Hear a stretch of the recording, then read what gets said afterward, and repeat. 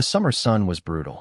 It was noon in Wuyuan village, and the heat felt like a giant steamer, cooking everything in sight. Even the village dogs were too exhausted to bark, lying in the shade and panting for air.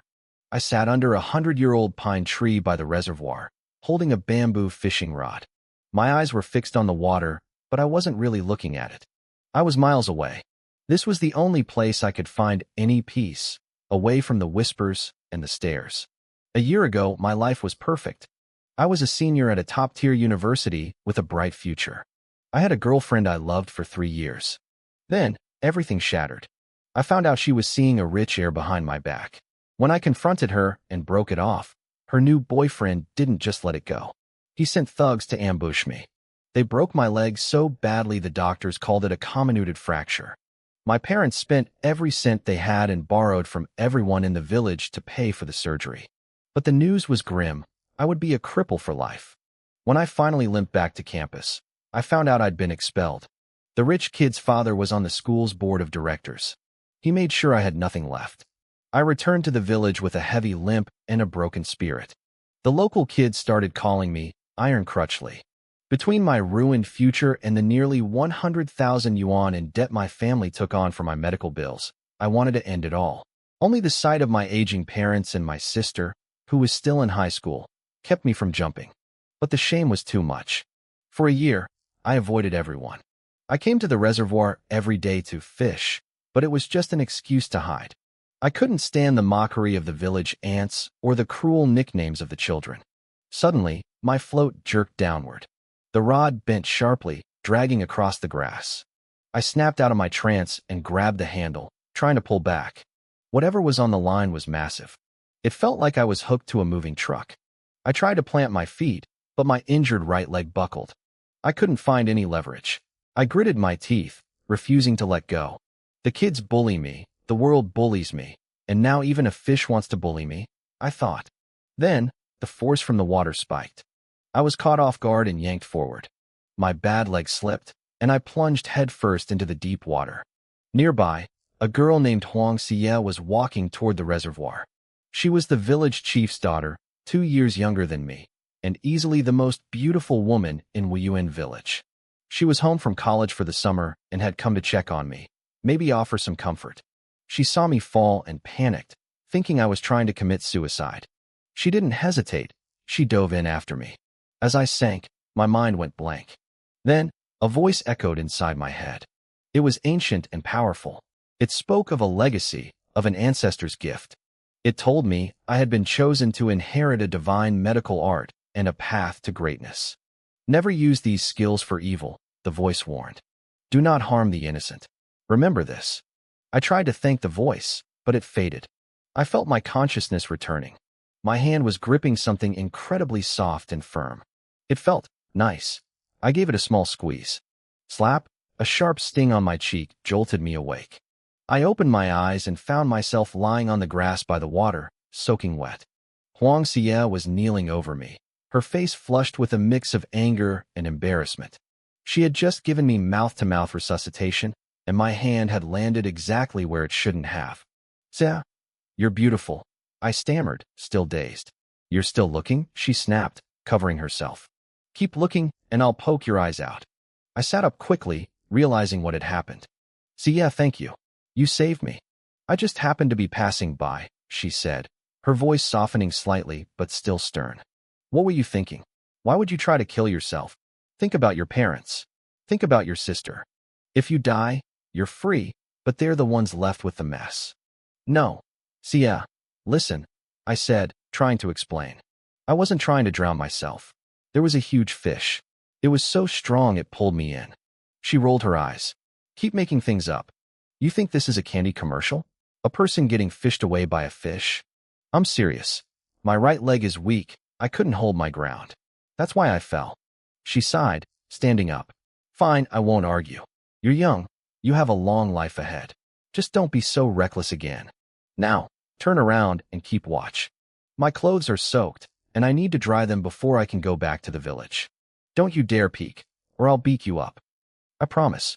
Not even a fly will get past me," I said, standing up to walk away. "Wait," Xie called out. "Move by, your leg." What about my leg? Walk a few more steps, she urged. I took a few steps, then a few more. My heart skipped a beat. The heavy, dragging sensation was gone. The sharp pain that had haunted me for a year had vanished. I walked back and forth, my gait smooth and steady. The voice in my head, the ancestor, it was real. He had healed me. Oh my God, Sia whispered, her eyes wide. The water cured you? You're not limping anymore. Is this reservoir magic? Magic? You've been reading too many fantasy novels. I joked, though I knew the truth was even wilder. I'll go keep watch now. Dry your clothes. As I walked about 20 meters away and sat down, I felt a weight in my pocket. I reached in and pulled out a small, purple jade gourd the size of my thumb. It was cool to the touch. Suddenly, a flood of medical knowledge poured into my mind, complex theories and treatments that I, as a former medical student, could never have understood before. Everything was crystal clear. I was so excited I wanted to scream. My leg was fixed. I had a future again. I was already thinking of how to use this to pay off my family's debts when Sia's voice broke my thoughts. Move by, they're dry. Let's go back. I stood up and walked over. She looked exhausted from the rescue. Sia, thank you again. I'll find a way to repay you for saving my life. Forget it, she said, looking me up and down. Now that your leg is better, what are your plans? I don't know yet, but I'll tell you when I figure it out. I looked at her tired face. You look drained. How about I carry you back? She glared at me, immediately crossing her arms over her chest. You just want another excuse to touch me, don't you? I got home a little after 5 in the afternoon. My father, Li Binghui, was sitting under a tree in the courtyard, smoking a bitter cigarette in silence. Our little yellow dog circled his feet, wagging its tail. Dad, I'm back, I said. Good. Wash your hands. We're eating soon, he replied. He didn't even look up. He just kept smoking. I didn't want to disturb him, so I headed into our old 2-story house. In the kitchen, my mother, Chinyali, was busy cooking while my sister, Li Jiechi, stuffed firewood into the stove. When Jiechi saw me, she jumped up with a huge smile. You're finally back? I was about to go looking for you. She ran over and grabbed my arm. I'm not a kid, Jiechi. I won't get lost, I teased. But your leg, it's hard for you to walk. I was worried, she said softly. Jiechi, stop it, my mother snapped quickly. She didn't want her daughter poking at my wounds. I looked at them both. Mom, Jiechi, I have good news. My leg is healed. Look, to prove I wasn't lying, I walked back and forth across the kitchen floor. My stride was perfect. Oh my God, my mother gasped. Tears started streaming down her face. How is this possible? The doctors said no surgery could ever fix this.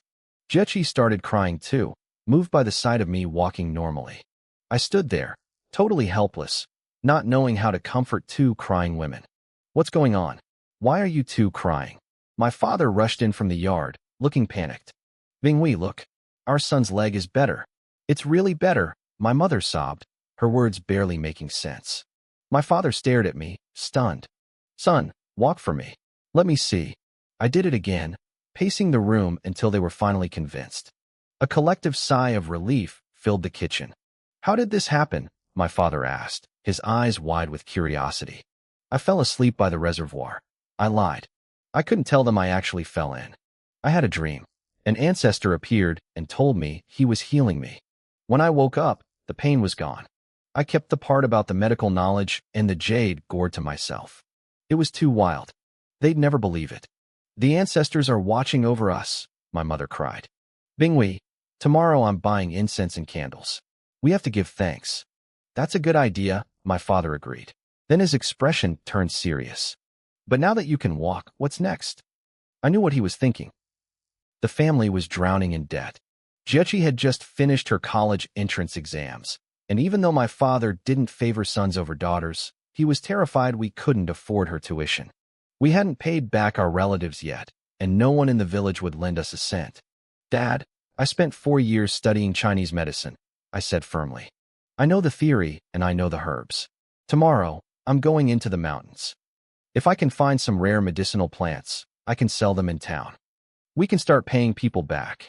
My father frowned, worried. Fine, but be careful. Don't go into the deep forest. There are snakes and wild beasts. As long as you're safe, We'll get through this. I'm going to tell Grandpa and Grandma, Jechi shouted, disappearing before we could stop her. That girl is always in a rush, I laughed. Oh no, I was so busy talking the food burned. My mother scrambled to the stove, adding water and stirring the charred vegetables while we laughed. A moment later, a white-haired man burst into the room. It was my grandfather, Li Minshan. At 85, he still had plenty of energy. He grabbed my arm tight. Grandson, your leg is really fixed. It's healed, Grandpa. I can even run now, I said. My grandmother, Wang Meiying, followed close behind, leaning on Jechi. Old man, let go of him.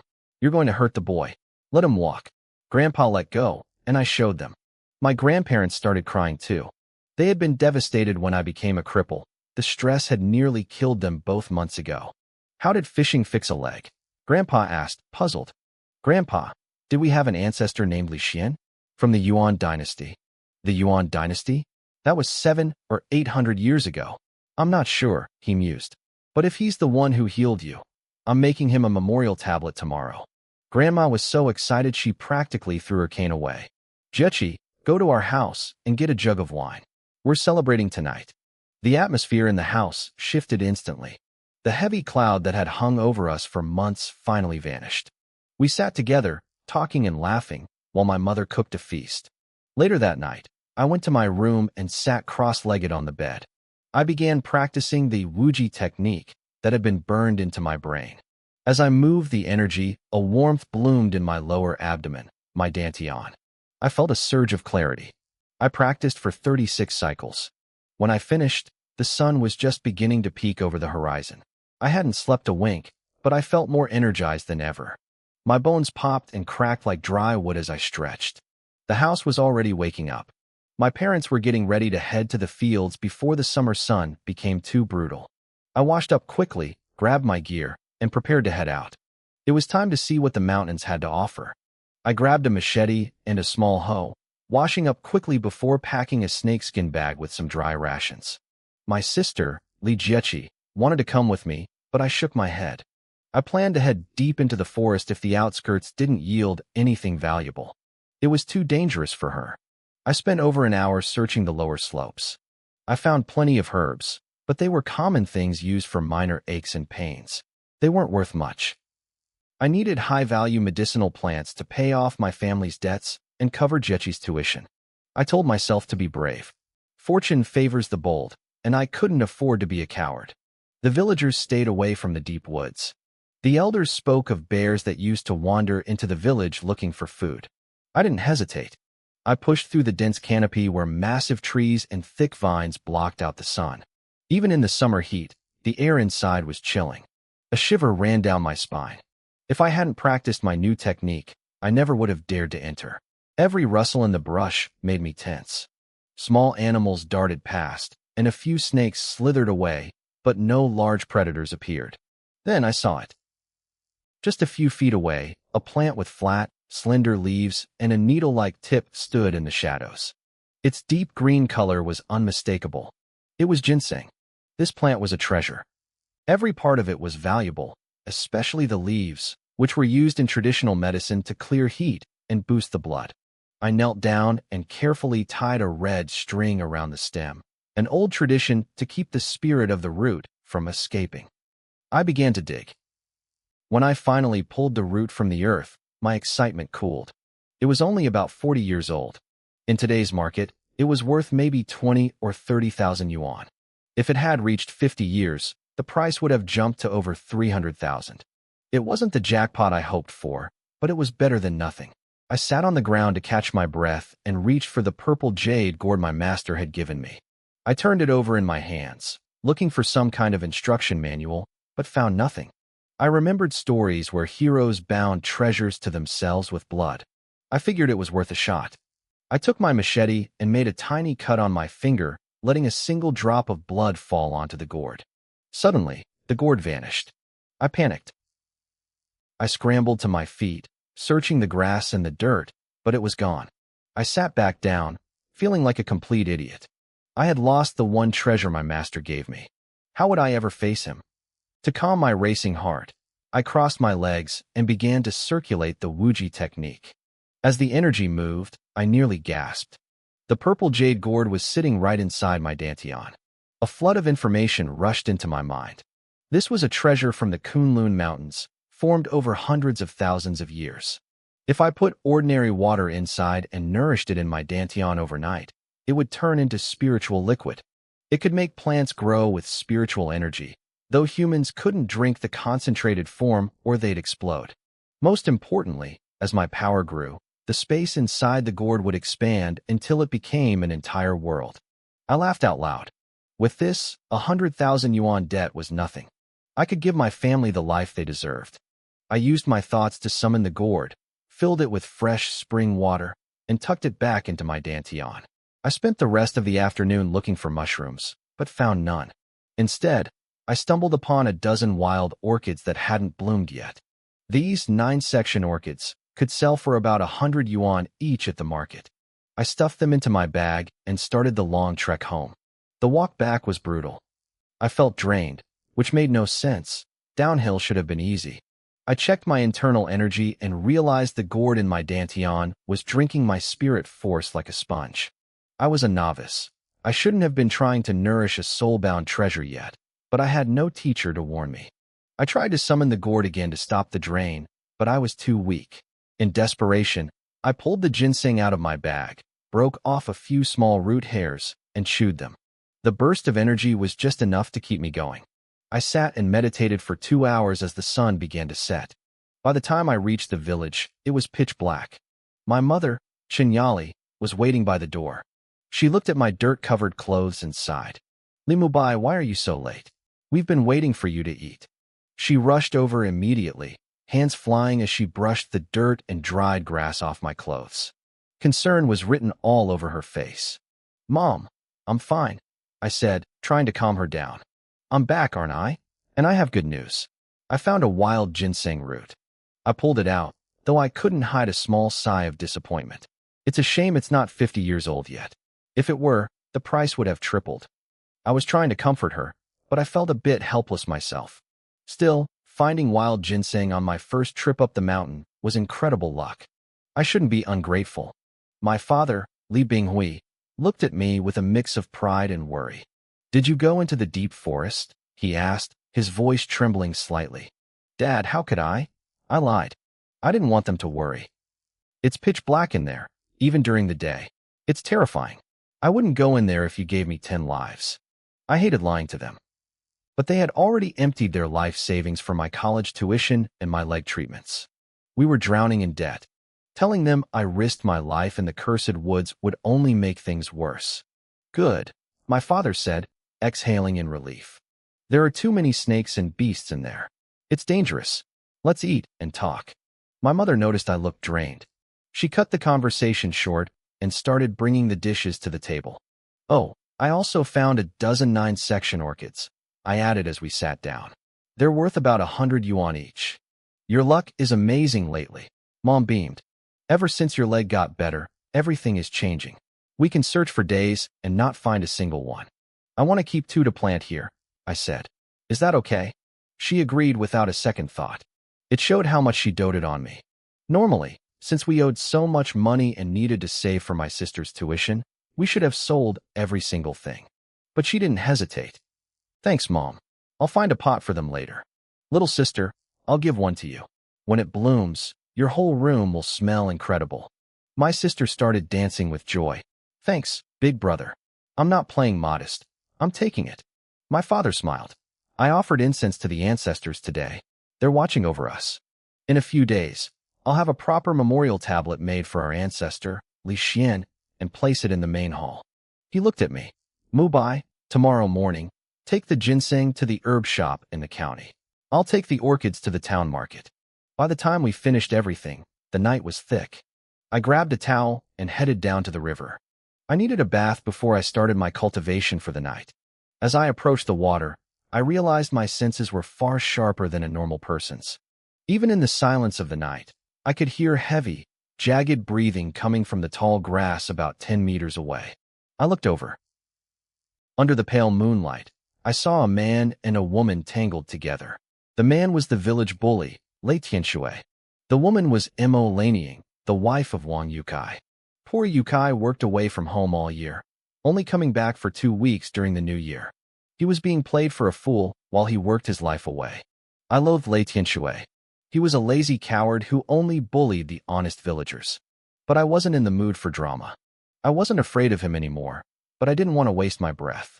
I walked straight into the water to wash. "Who's there?" Lei Tianshui hissed, scrambling out of the grass while pulling up his pants. Mo Laneying adjusted her clothes and vanished into the darkness without a word. When he saw it was me, he relaxed. To him, I was just Crippled Lee, a 20-year-old kid who wouldn't dare talk and couldn't fight back. "Oh, it's just the gimp. You trying to ruin my fun, kid?" "I didn't even know you were here," I said calmly. "I'm just taking a bath." "Did you see anything?" he growled, stepping closer to the bank. "I saw a male dog and a female dog fighting," I said, splashing water as I swam. The male dog was riding the female, and she was howling in pain. That's all. Lei Tianshui's face turned purple with rage. He gnashed his teeth but stayed on the bank. He couldn't swim to save his life. "You wait, Crippled. If you ever fall into my hands, I'll break your other leg too. And you've got a pretty little sister, don't you? Sooner or later, she's going to be mine." My blood boiled. I reached into the riverbed, grabbed a heavy stone, and hurled it with all my strength. It caught him right in the gut. "Ack, you little brat. You dared to hit me." He doubled over, clutching his stomach. "Just you wait.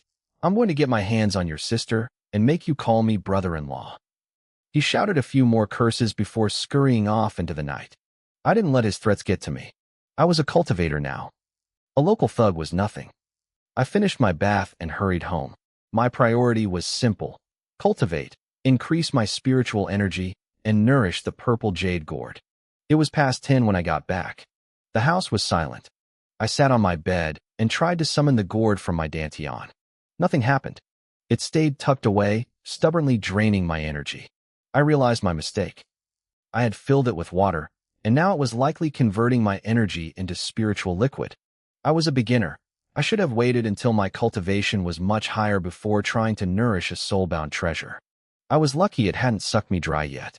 My manual didn't explain how to handle the gourd, so I had to figure it out on my own. The only way forward was to get stronger. I spent the night practicing my breathing. I was getting faster, the energy moving through my meridians with more ease. It was a small victory. The next morning, after completing 54 cycles of energy circulation, I opened my eyes. I focused my mind, and this time, the gourd appeared instantly in my palm. I grabbed the ginseng from my bedside table and uncapped the gourd. I carefully tilted it, letting 2 drops of the concentrated spiritual liquid fall onto the withered root. The ginseng leaves transformed right before my eyes. They perked up, looking even fresher than when they were still in the ground. The entire root began to emit a strange, subtle glow. It looked so vibrant that I felt a sudden, primal urge to just take a bite and swallow it whole. I shook the thought away and quickly wrapped it in cloth, tucking it safely into my pocket. I grabbed the purple jade gourd and headed out to the courtyard. I tilted it over my 2 pots of 9-section orchids, letting a single drop of spiritual liquid fall onto the roots of each. I knew I only had 1 drop left. Until my cultivation level increased and expanded the space inside the gourd, this was my limit. I dripped the final bead of liquid into a water bucket and carried it to the family vegetable garden. I gave all the plants a good soak, curious to see if the diluted liquid would have any effect. After breakfast, I said goodbye to my family and started the hour-long walk to town. From there, I hopped on a bus headed for the county seat. I hadn't left the village in over a year.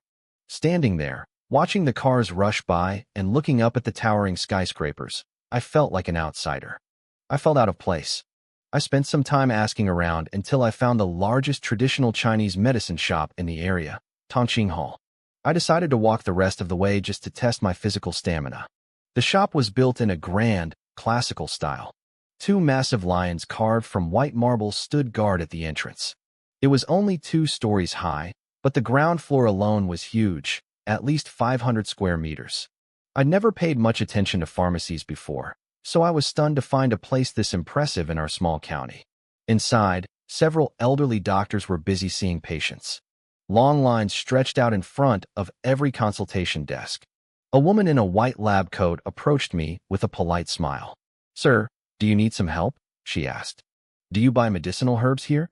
I replied, "Sir, we usually have designated suppliers for our stock. We don't typically buy from individuals." "What if it's wild mountain ginseng?" I asked calmly. She hesitated. "Well, in that case, let me get the manager or someone who knows about ginseng to take a look." "Who's talking big?" a voice sneered. "There isn't that much wild ginseng left these days. Don't try to fool us with a radish." A young man in an expensive brand-name shirt walked over. He looked a few years younger than me. "Friend," I said, "you can eat whatever you want, but you shouldn't say whatever you want." "Who's your friend?" he snapped. "Don't try to get close to me." I smiled. "Fine. Then do you dare to make a bet with me?" "What kind of bet?" "On whether or not I actually have wild ginseng. If I lose, you can do whatever you want with me. If I win, you have to call me Big Brother." He scoffed. "That's not enough. There's plenty of young wild ginseng in the deep woods. If you pull out some 1 or 2-year-old root, I'd be losing out. Let's set a limit. It has to be at least 30 years old." "Deal." "Deal," I said. "Go get your appraiser." The young man was Wang Xiaonan, the grandson of the shop's owner. He was visiting from the provincial capital and was clearly bored enough to try and embarrass me. He returned a moment later with a white-haired old man. "Little brother," the old man said, "the young master tells me you have ginseng over 30 years old. Sir, please have a look." I took off my backpack, carefully unwrapped the red cloth, and handed over the root. The old man's eyes widened.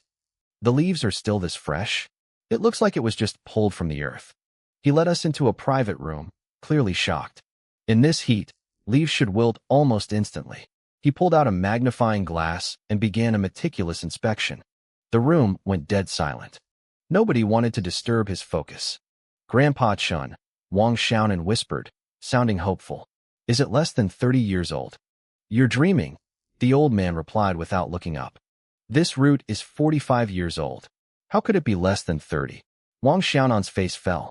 "Then what were you looking at?" "I was looking at the quality. Even though it hasn't reached 50 years, its luster, texture, and medicinal potency far exceed roots that are 60 or 70 years old. Could it be farm-grown?" Wang Xiaonan persisted. "Maybe they used chemical fertilizers?" "Xiaonan, what am I going to do with you?" the old man sighed. "Who would spend 50 years farm-growing a single root? They'd go broke. You need to study harder, or your grandfather will lecture you again." The old man turned back to me. "Little brother, this root is extraordinary. If you don't mind me asking, where did it come from?" "My name is Li Mubai," I told him. "I'm from Wuyuan village. I found it in the deep mountains behind my house." "Li Mubai, I admire your courage. Not many people dare to go into those mountains." "It was my first time," I admitted. "I didn't even tell my family." "You are a lucky man," he said warmly. "Listen, the market price for a 50-year wild ginseng is between 3 and 500,000 yuan. Yours isn't quite 50, but the quality is superior. I'll offer you 300,000. What do you say?" "That works for me," I agreed. I wrote down my bank account number. I didn't even have a cell phone anymore. My old one had been smashed during the fight that landed me in the hospital. I turned to Wang Xiaonan, who was looking very uncomfortable. "Well, young Master Wang, what do you think?" Grandpa Chen frowned. "What's going on here?" Wang Xiaonan sheepishly explained the bet. Grandpa Chen shook his head. "You deserve this. If Mubai had bet you millions, what would you have done? Now, fulfill your promise." Wang Xiaonan took a deep breath. "Big brother. Big brotherly. From now on, you're my big brother." I laughed. "I'm just joking with you. It's fine." "Mubai," Grandpa Chen said, "if you find more herbs like this, bring them to Tongqing Hall. I'll give you the best price." "Thank you, Elder Chun." Suddenly, a scream echoed from the main hall. "Help! Someone help!" We rushed out to find a crowd gathered around an old man collapsed on the floor. A beautiful young woman was kneeling beside him, sobbing. Another doctor was checking his pulse. Grandpa Chen pushed through the crowd. "Old Joe, what happened?" "Severe heart disease," the doctor replied grimly. "He's had surgery before. He has a pacemaker. We need to get him to a hospital immediately." "Did you call the ambulance?" "Yes, but it's rush hour. They won't make it in time. Besides, the county hospital might not be able to handle this." "Let me try," Grandpa Chen said, stepping forward. "No," The other doctor stopped him. You just recovered from a major illness yourself. Your body can't take the strain. Saving him would take more energy than you have. I looked at the dying man, then at the exhausted Grandpa Chun. I couldn't just stand there. Elder Chun, I said, stepping into the circle. How about you let me give it a try? The situation was a mess. If I didn't act now, the old man on the floor was going to die right in front of us. Mubai, this isn't a joke, Grandpa Chun said, his brow furrowed as he stared at me. A man's life is on the line. I looked him straight in the eye. I didn't flinch. I needed him to see the confidence I felt. Elder Chun, my medical skills are ancestral. I wouldn't step forward if I wasn't certain. There's no benefit for me to lie here. Besides, he's in no condition to be moved. Even if the ambulance arrived this second, it would be too late. Grandpa Chun studied my expression for a long moment. Finally, he nodded. All right, I believe you. What do you need?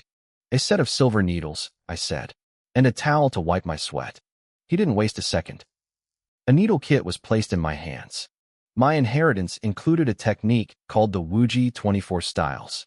With my current cultivation, I could only perform the first 5, but for this old man, 5 would be enough. I pulled out a needle and moved. My hand was a blur. I drove the needle into his shanzhong point, using a specific 3-in, 3-out motion. When I let go, the needle was still vibrating. The burning mountain fire. Grandpa Chun gasped. How can a young man master such a high-level technique? The other doctor leaned in, eyes wide. Burning the mountain to drive out the cold. Look at the vibration. He's injecting internal energy into the needle. This is incredible. I ignored them and focused. The girl kneeling by the old man realized I was his only hope. She stood up and gently wiped the sweat from my forehead. It wasn't hot in the shop. The air conditioning was blasting, but my body was under immense strain. Every needle move drained my spiritual energy. I placed the second needle in his Tianqi point. This time, I used a different rhythm. Cooling the heavens, Grandpa Chun whispered. He looked like he'd seen a ghost. I never thought I'd witness such a miracle in my lifetime. You need massive internal strength to pull that off. I kept going. Third needle in the Shinzong point. Fourth in the Lingshu point. Finally, the 5th needle went into the Shinfeng point to replenish his qi. By the time I finished, I was soaked, as if I'd been pulled out of a river. If I hadn't left my purple jade gourd out of my dantian today, I wouldn't have had enough energy to finish. Wait 10 minutes, I told the girl, my voice raspy. Once I pull the needles, he'll wake up.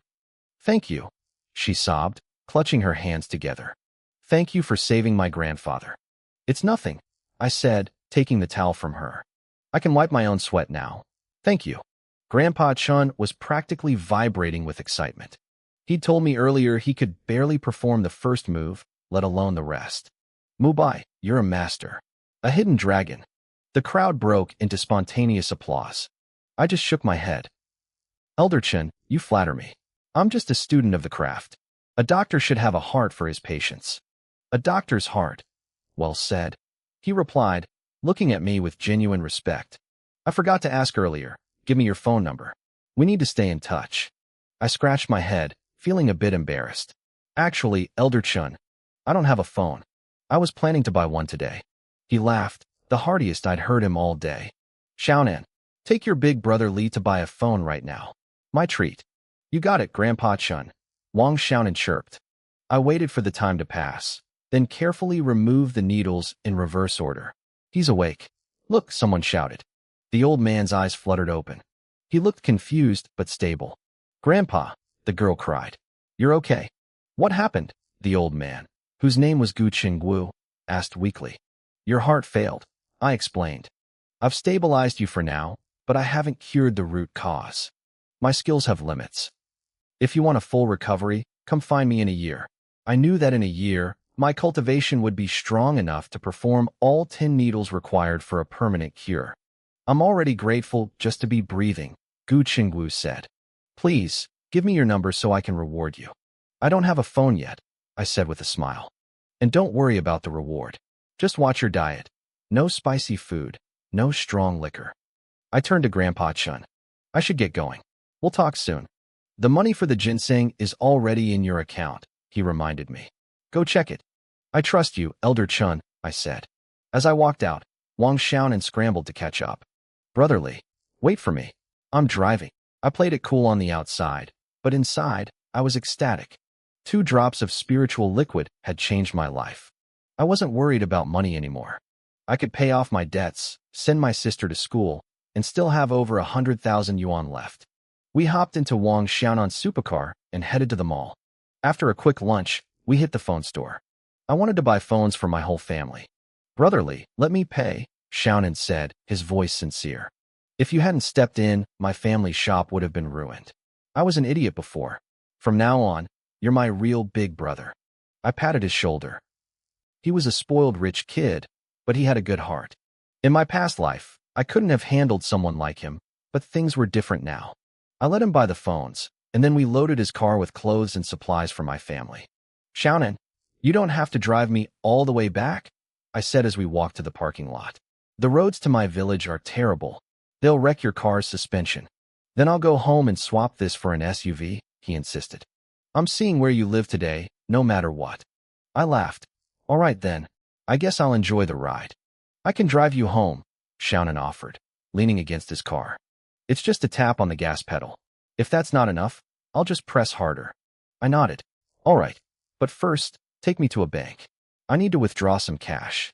Xiaonan looked confused. How much? I have about 100,000 in cash back at Tongqing Hall from our daily intake. Why do you need that much anyway? Who uses cash these days? I had an accident a while back, I explained. My family had to borrow 100,000 from relatives and neighbors. I want to pay them back today. In the countryside, cash is still king. Only the young people use mobile payments. Oh, I get it, Xiaonan said. Let's head back to the shop then. I'll check with the accountant. We need to swap cars for the SUV anyway. We returned to Tongqing Hall, and luckily, they had the cash on hand.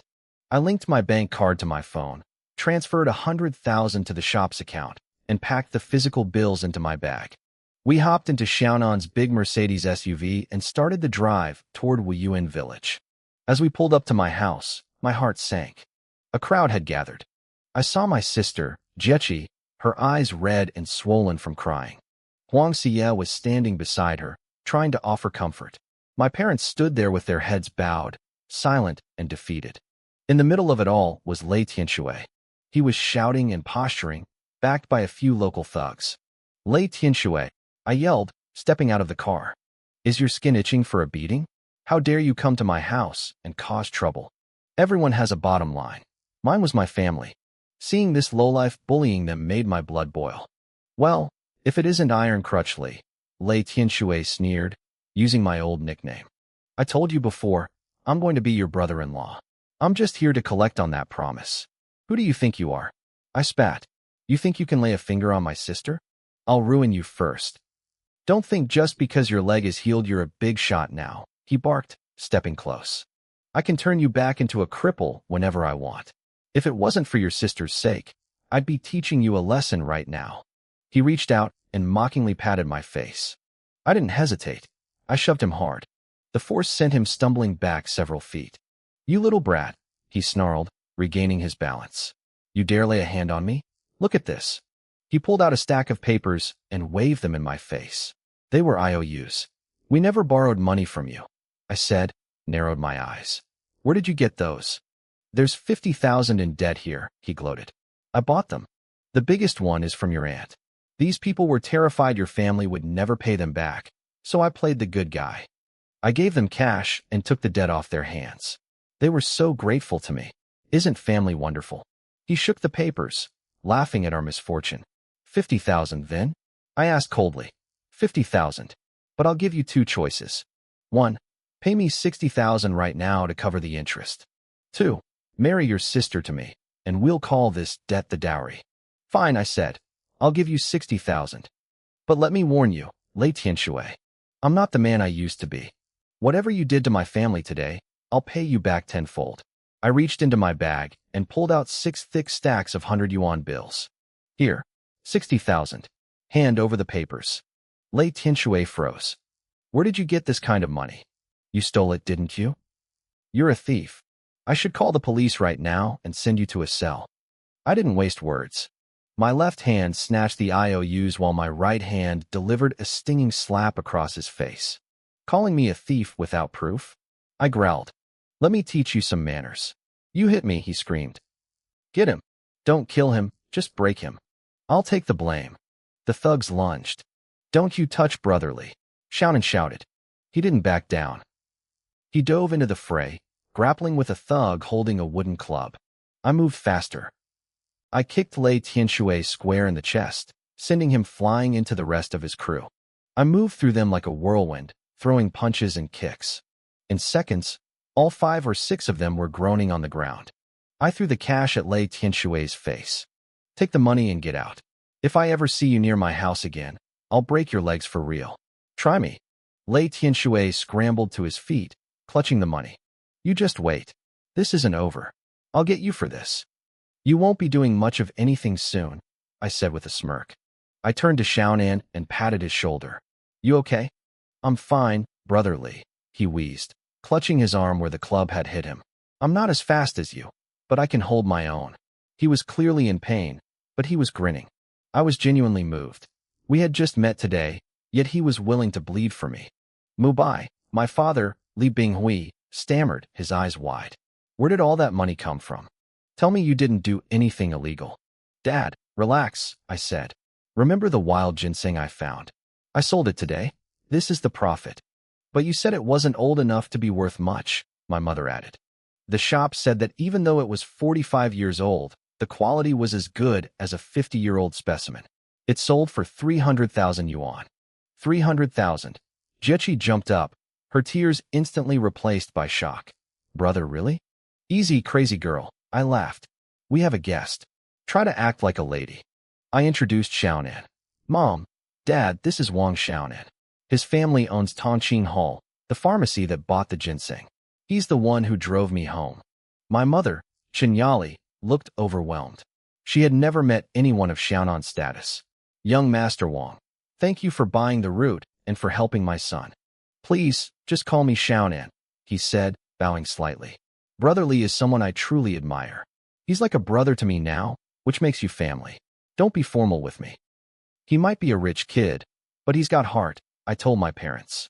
Not many people would jump into a fight with thugs for a friend they just met. He's right, my dad said. Xiaonan, you're welcome here anytime. It's a humble house, but we have plenty of fresh vegetables and fruit. I'd love that, Xiaonan smiled. Jiechi, come help us unload the car, I said to my sister. I bought a few things, including that phone you've been begging for. Really? Yes. She bolted toward the SUV. My mother looked at Xiaonan apologetically. Please don't mind her. We've been poor for so long, and with the debt from the accident, we couldn't afford anything for her. She's just excited. I understand, Auntie, Xiaonan said softly. I remember how I felt when I got my first phone, too. I understood exactly how my sister Jiechi felt. That pure, frantic excitement was contagious. We spent the next 10 minutes hauling bags and boxes from the SUV into the house, making trip after trip until the living room was overflowing. Mom, look, this phone is beautiful. Jiechi squealed, holding a sleek box. I heard these cost over 10,000 yuan. I had picked out a top-of-the-line iPhone for her. For my parents, I chose 2 high-end Huawei models. I liked supporting domestic brands, but for Jiechi's first-ever phone, I wanted her to have the one she'd been dreaming about. The most expensive one is yours, I told her, ruffling her hair. The other 2 are for Mom and Dad. And there are clothes in those bags for you, too. Thank you, big brother. You're the best. She hugged me tight. If you get into a good university, I added, I'll buy you a laptop to go with it. Long live brother, she shouted, dancing around the room. My mother, Qinyali, looked at the pile of gifts with a mix of joy and worry. Mubai, you're going to spoil her. We don't even go out much. Why spend so much on phones for us? It's a waste of money. I won't be spoiled. Jiechi protested, sticking her tongue out. I turned to Xiaonan, who was watching us with a smile. Xiaonan, stay for dinner. Taste my mom's cooking. I'd love to, he said. I hope I'm not intruding. Not at all, my dad chimed in. We're happy to have you. I pulled out a stack of bills, 40,000 yuan in cash, and handed it to my parents. Mom, take this. Go pay off the debts tomorrow. Make sure you get the IOUs back. Don't give people like Lei Tianxue another chance to mess with us. My mother's eyes filled with tears. This should be enough. We owe about 91,000 total. And I actually made over 1,000 today selling some of our orchids. Xiaonan's ears perked up. Auntie, you have 9-section orchids? Those are rare. When they bloom, the fragrance fills the whole house. I've been trying to buy some for ages. We have them growing right outside, Mom said. Mubai, if Xiaonan likes them, give him a pot. Sure, I said. I'll go check on them. I was curious myself. I had used the spirit fluid on them this morning, and I wanted to see the results. Xiaonan followed me out to the yard. When we reached the planters, we both froze. The orchids were unrecognizable. Usually, this species has maybe 8 or 9 leaves and a single bud. These were exploding with lush, deep green leaves that looked incredibly vibrant. I counted the stalks. There were 9 flower buds on each plant. Brotherly. This is impossible, Xiaonan whispered, leaning in close. The 9-section orchids I know only have 9 leaves and maybe 2 buds. Are these mutations? If you took these to an orchid show, you'd win the grand prize easily. Sell them to me for 200,000. I shook my head. I told you I'd give you one. I don't care if they're worth 200,000 or 2 million. I'm a man of my word. I've always lived by a simple code. If someone treats me well, I'll pay them back double. If they cross me, I'll make them regret it twice as hard. Xiaonan looked at me with genuine awe. Thanks, brotherly. I won't be polite then. He was starting to look at me like I was some kind of legend, not just for my medical skills, but for how little I seemed to care about money. Keep an eye on them, I told him. Don't forget to put your pot in the car. I'm going to the garden to grab some vegetables for dinner. Go ahead. I'm going to take some photos to brag on my social media. I grabbed a basket and a knife and headed to our vegetable patch. When I got there, I stopped dead. Every single vegetable, the greens, the peppers, the tomatoes, had grown significantly larger and looked healthier than anything I'd ever seen. I felt a surge of secret joy. The spirit fluid worked. In the future, I'd have to dilute it even more to avoid suspicion. When I returned with a basket full of produce, Xiaonan was staring at his phone, grinning like an idiot. What's so funny? I asked.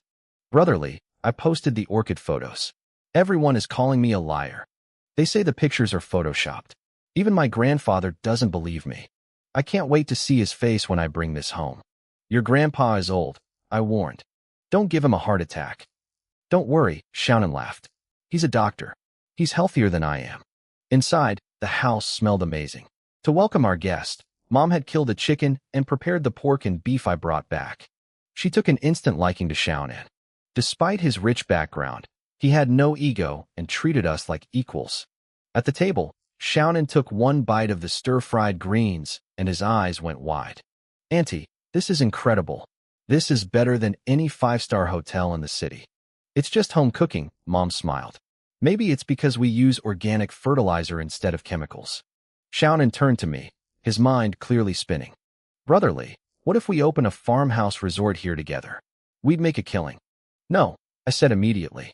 The roads were bad, the location was remote, and more importantly, I couldn't risk people snooping around and discovering my secret.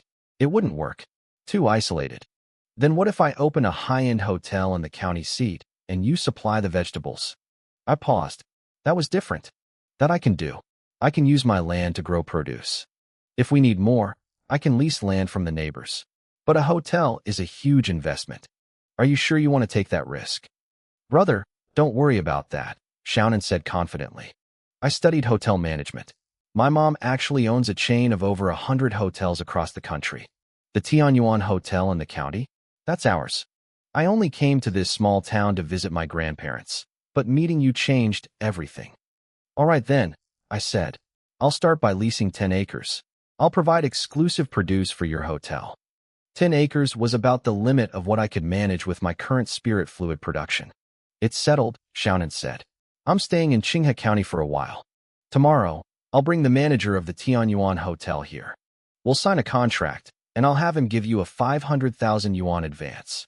We'll pay you 10 times the market price for everything you grow. My parents and sister nearly choked on their food. 10 times the market price? Vegetables sold for more than meat? It sounded insane to them, but I stayed calm. I knew the value of what I had. Deal, I said. Since you're driving, no alcohol today. But next time, I'll let you try the rice wine my grandfather and I brewed ourselves. I can't wait, Xiaonan grinned, reaching for more vegetables. He was eating the greens faster than the meat, and for the first time in a long time, the future of the Leaf family looked brighter than the sun. You're so thin. You need to eat more to put some meat on those bones, my mom said, piling more food onto Xiaonan's plate. Mom, he's not thin, he's fit. My sister, Jechi, interjected immediately. Xiaonan is a total heartthrob. Xiaonan laughed, looking at her. Jechi, are you complimenting me or making fun of me? I don't really like being called a heartthrob. And don't call me a rich second-generation kid either. I'm going to start my own business. I believe in you, Jechi said, her eyes bright. You and my brother are the perfect duo. You'll be invincible. I like the sound of that, Xiaonan grinned. Tell you what, after you graduate from university, come work for us. I'll give you the highest salary in the company. Jechi's expression flickered with a bit of doubt. I don't even know if I can get into a good university yet. Don't worry, I told her firmly. With your ability, you'll definitely get into a top-tier school. After dinner, Xiaonan stayed for a little while before getting ready to head out. I helped him load one of the 9-section orchids and a basket of fresh vegetables into his car. Once he drove off, the house felt quiet again. My family sat down together, the weight of the day finally settling in. Mubai, don't hate your younger uncle too much. My mother, Chinyali, said softly. He's actually a decent person. Back then, he was the one who provided the money for us. It's just that your aunt is too domineering and incredibly selfish. She probably found out about the loan and got scared we couldn't pay it back, so she forced him to sell the debt to Lei Tianshui. My mother had 4 siblings, and this brother was the most successful of the lot. Unfortunately, he was also completely henpecked. Mom, I know who treats us well and who doesn't. I replied, my voice calm but steady. I can distinguish between them. But if I hadn't come back with that money today, do you know what Lei Tianshui would have done to Jechi? Did my uncle and aunt not consider the consequences? Can you really destroy someone's life just for money? My mother sighed, looking at me with a mix of sadness and pride. You've grown up, Mubai. You have your own ideas now. Do what you think is right. I didn't say anything else. I went to take a shower, filled my purple jade gourd with fresh water, and retreated to my room to continue my cultivation. Meanwhile, across town, Lei Tianshui was with a woman named Mo Lanying. But tonight, Lei Tianshui was completely out of sorts. He couldn't perform at all, and Lanying was losing her patience. Lei Tianshui, what is wrong with you? She snapped, frustrated. If you're useless, why did you even come here? You got me all worked up for nothing. You really are a pathetic loser. Lanying, shut up, Lei Tianshui growled. I've had a bad enough day. Don't push me, or you'll regret it.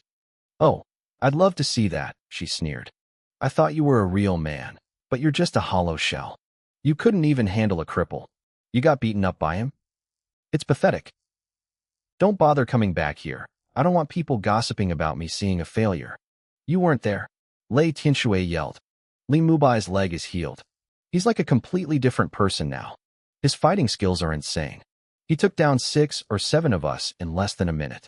I heard he studied Chinese medicine in college. Maybe he cured himself?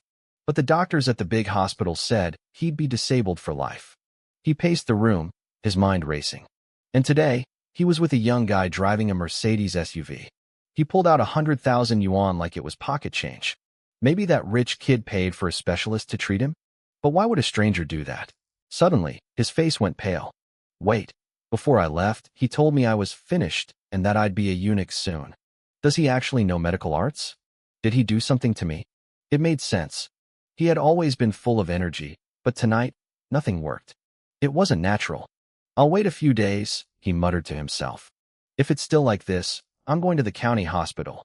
Back at the Wang residence, Old Man Wang, the famous One-Needle Wang, was pacing the floor when Xiaonan finally walked through the door. Xiaonan, you're finally back, the old man said, his eyes lighting up. I almost fell asleep waiting for you. Grandpa, it's late. Why are you still up? Xiaonan asked, though he knew exactly why. Don't play dumb with me, his grandfather snapped. Where is that orchid? Xiaonan chuckled. So you weren't waiting for me. You were waiting for the flower. I saw the comments on my post. Everyone thought I photoshopped the picture. I've dealt with medicinal herbs my whole life, Old Man Wang said seriously.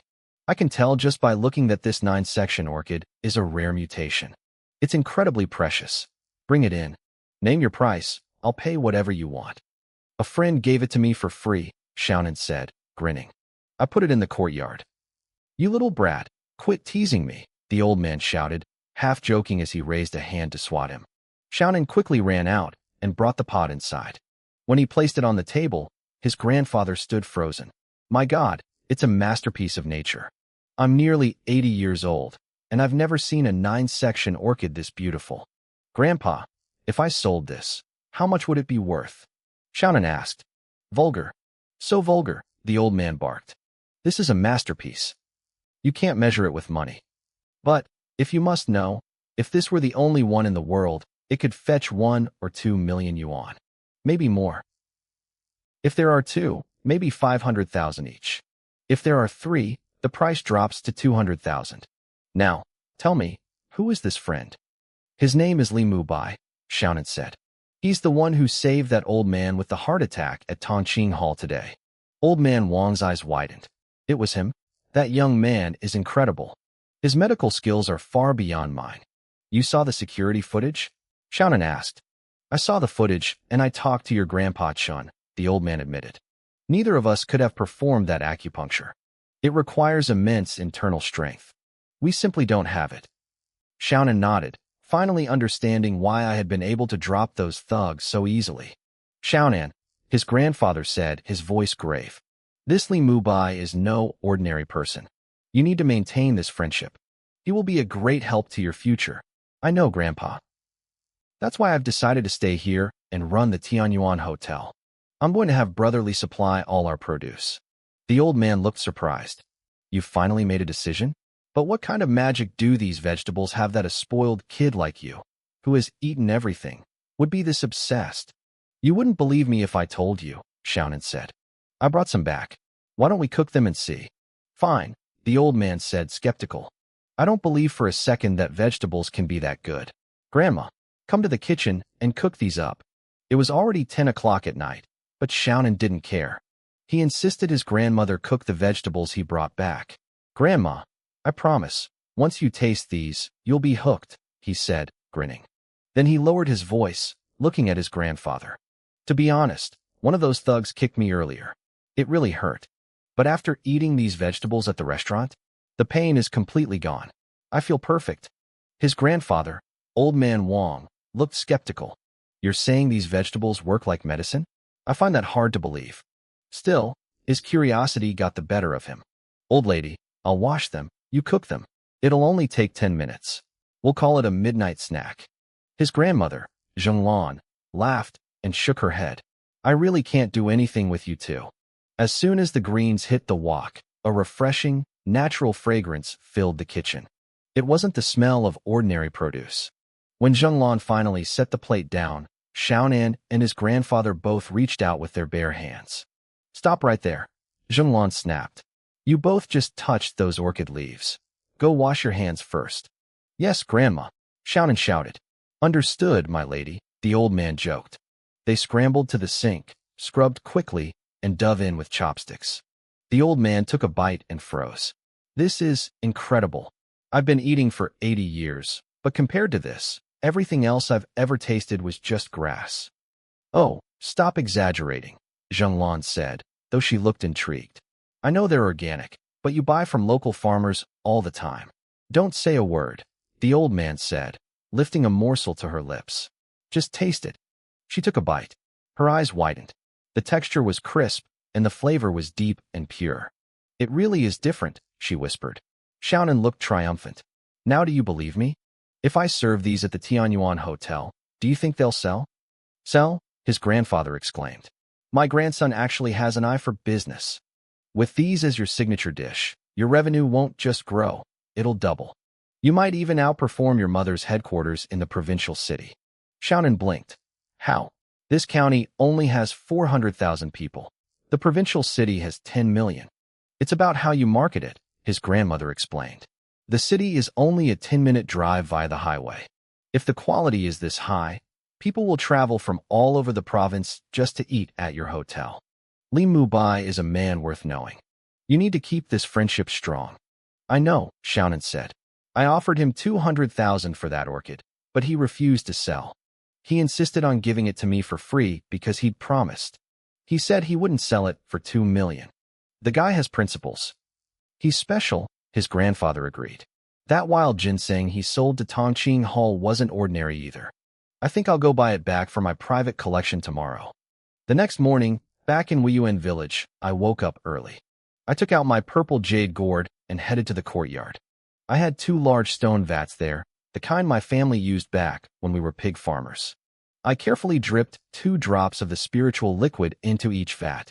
I filled 2 buckets with the energized water and carried them to my orchard. I had peaches, plums, and waxberries, all summer fruits. I used a hollowed-out gourd to water each tree individually. Once the orchard was done, I moved to the watermelon patch and then the vegetable garden. By the time I reached the grapevines, I had 1 drop of liquid left. I applied it directly to the roots and headed inside. My sister, Li Jieqi, and my father, Li Binghui, were already at the table. My mother, Qinyali, had breakfast ready. So, I said, sitting down, how were the vegetables last night? Notice anything? My father looked up, his expression serious. I was going to ask you about that. They tasted way better than usual. What did you do? It's a method I developed using Chinese herbs. I lied smoothly. I mix a solution into the water. It improves the taste and the nutritional value. Is it safe? Jieqi asked. It's better than safe, I told her. It's great for your skin and your overall health. I've already watered the orchard and the fields with it this morning. We need to buy more seeds, strawberry, different greens, everything. I'm going to see the village chief today to talk about leasing more land. My father nodded. Leasing is usually a 10-year commitment. It's about 600 yuan per acre per year.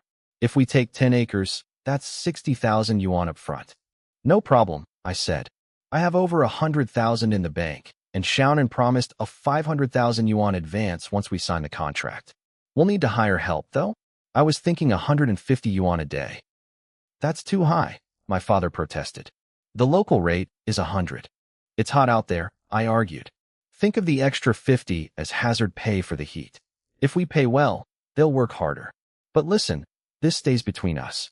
We can't let the secret of the water get out. They both nodded solemnly. After breakfast, I grabbed a basket and went to the grapevine. The grapes were massive now, each one larger than a thumb, glowing with a healthy sheen. I picked a few bunches, grabbed 2 cartons of cigarettes from our little shop, and walked to the village chief's house. When I arrived, I saw Huangxia. She was sitting on a small stool, leaning over a basin as she scrubbed laundry. From where I stood, I caught a glimpse of something I probably shouldn't have seen. I couldn't help but stare for a second too long. She must have felt my eyes on her because she looked up suddenly. Li Mubai? You pervert. Wipe the drool off your face. I instinctively wiped my mouth, then realized it was dry. She'd caught me. I wasn't drooling, I muttered. I was just appreciating the view. She burst out laughing, leaning back so far I got another view entirely. Look at you, acting all stupid. So what are you doing here? A few days ago, you asked what my plans were. I said, trying to regain my composure. I'm here to report for duty. All right, she said, crossing her arms. What's the big plan? Farming. Her face fell. Farming? Mubai, you'll be a bachelor for the rest of your life. You can't even support yourself with farming these days, let alone a wife and kids. I didn't argue. Instead, I walked over to the well, drew a bucket of cold water, and washed the grapes I'd brought. I set the bowl in front of her. Try these first, then we can talk. She looked at the grapes. They were plump, dark, and looked like jewels. She popped one into her mouth. Her eyes went wide. She stopped chewing for a second, then finished it quickly. Mubai, did you really grow these? She asked, her voice soft. Don't lie to me. If you're tricking me, I'll never speak to you again. I swear it, I said. I just picked them from the vine in my yard. There are plenty more if you don't believe me. She took another one, a huge smile spreading across her face. Okay, you pass. These are incredible. I've lived my whole life, and I've never tasted anything this good. I've never eaten grapes this good in my entire life, she said, her voice full of wonder. I smiled, feeling a surge of pride. If you like them, eat more. Do you have confidence in my farming now? She looked at me, her eyes shining. Mubai, how did you do it? Really? I leaned in closer, lowering my voice. I'll tell you, but you have to promise not to tell a soul. This is our secret. I promise, she said instantly. I won't even tell my parents. I developed a special liquid using Chinese herbal medicine, I explained. I use it to water the fruits and vegetables, and it makes them taste like this. Don't worry, it's completely safe. In fact, it's good for your health and even improves your complexion. Shiyu beamed at me. Mubai, you're amazing. Those 4 years studying TCM weren't a waste at all. I support you. Keep going. I decided to drop the bigger news. Tianyuan Hotel wants to partner with me. I'm going to be their long-term supplier for fruits and vegetables. The price? 10 times the market rate. Her jaw practically hit the floor. 10 times? That's insane. No wonder you want to stay home and farm. Honestly, I should just come work for you. I laughed. Don't you have 1 more year of university? Your internship starts soon, right? The school doesn't assign internships. We have to find them ourselves, she sighed. I'm studying economics and management, but I don't know anyone in that field. Where am I supposed to go? Maybe I really should just manage you. I'd love that, I said, grinning. You can be the chairwoman, and I'll be your secretary. Stop joking, she said, though she was blushing. Anyway, why are you really here? And why did you bring 2 cartons of cigarettes? Well, I teased. I wanted to butter up my future. Well, you know. Future what? She snapped, her face turning red. Are you talking nonsense again? Do you want me to hit you? I held up my hands in surrender. Okay. Back to business. I want to talk to your dad about leasing some land. I need to expand. Your family's land isn't enough? How much are you looking for? 10 mu to start, I said. Once things stabilize, I'll definitely need more. She nodded thoughtfully. That makes sense. But, do you have the money? Your family borrowed a lot to pay for your leg treatments. I realized I hadn't told her the best part. I forgot to mention. A few days ago, I found a 20-year-old wild ginseng root in the mountains. I sold it for 300,000 yuan. The debts are all paid off. Shiyu's eyes filled with tears of joy. Really? That's wonderful. Ever since your leg got better, your luck has completely changed. Shiyu, thank you, I said softly. For what?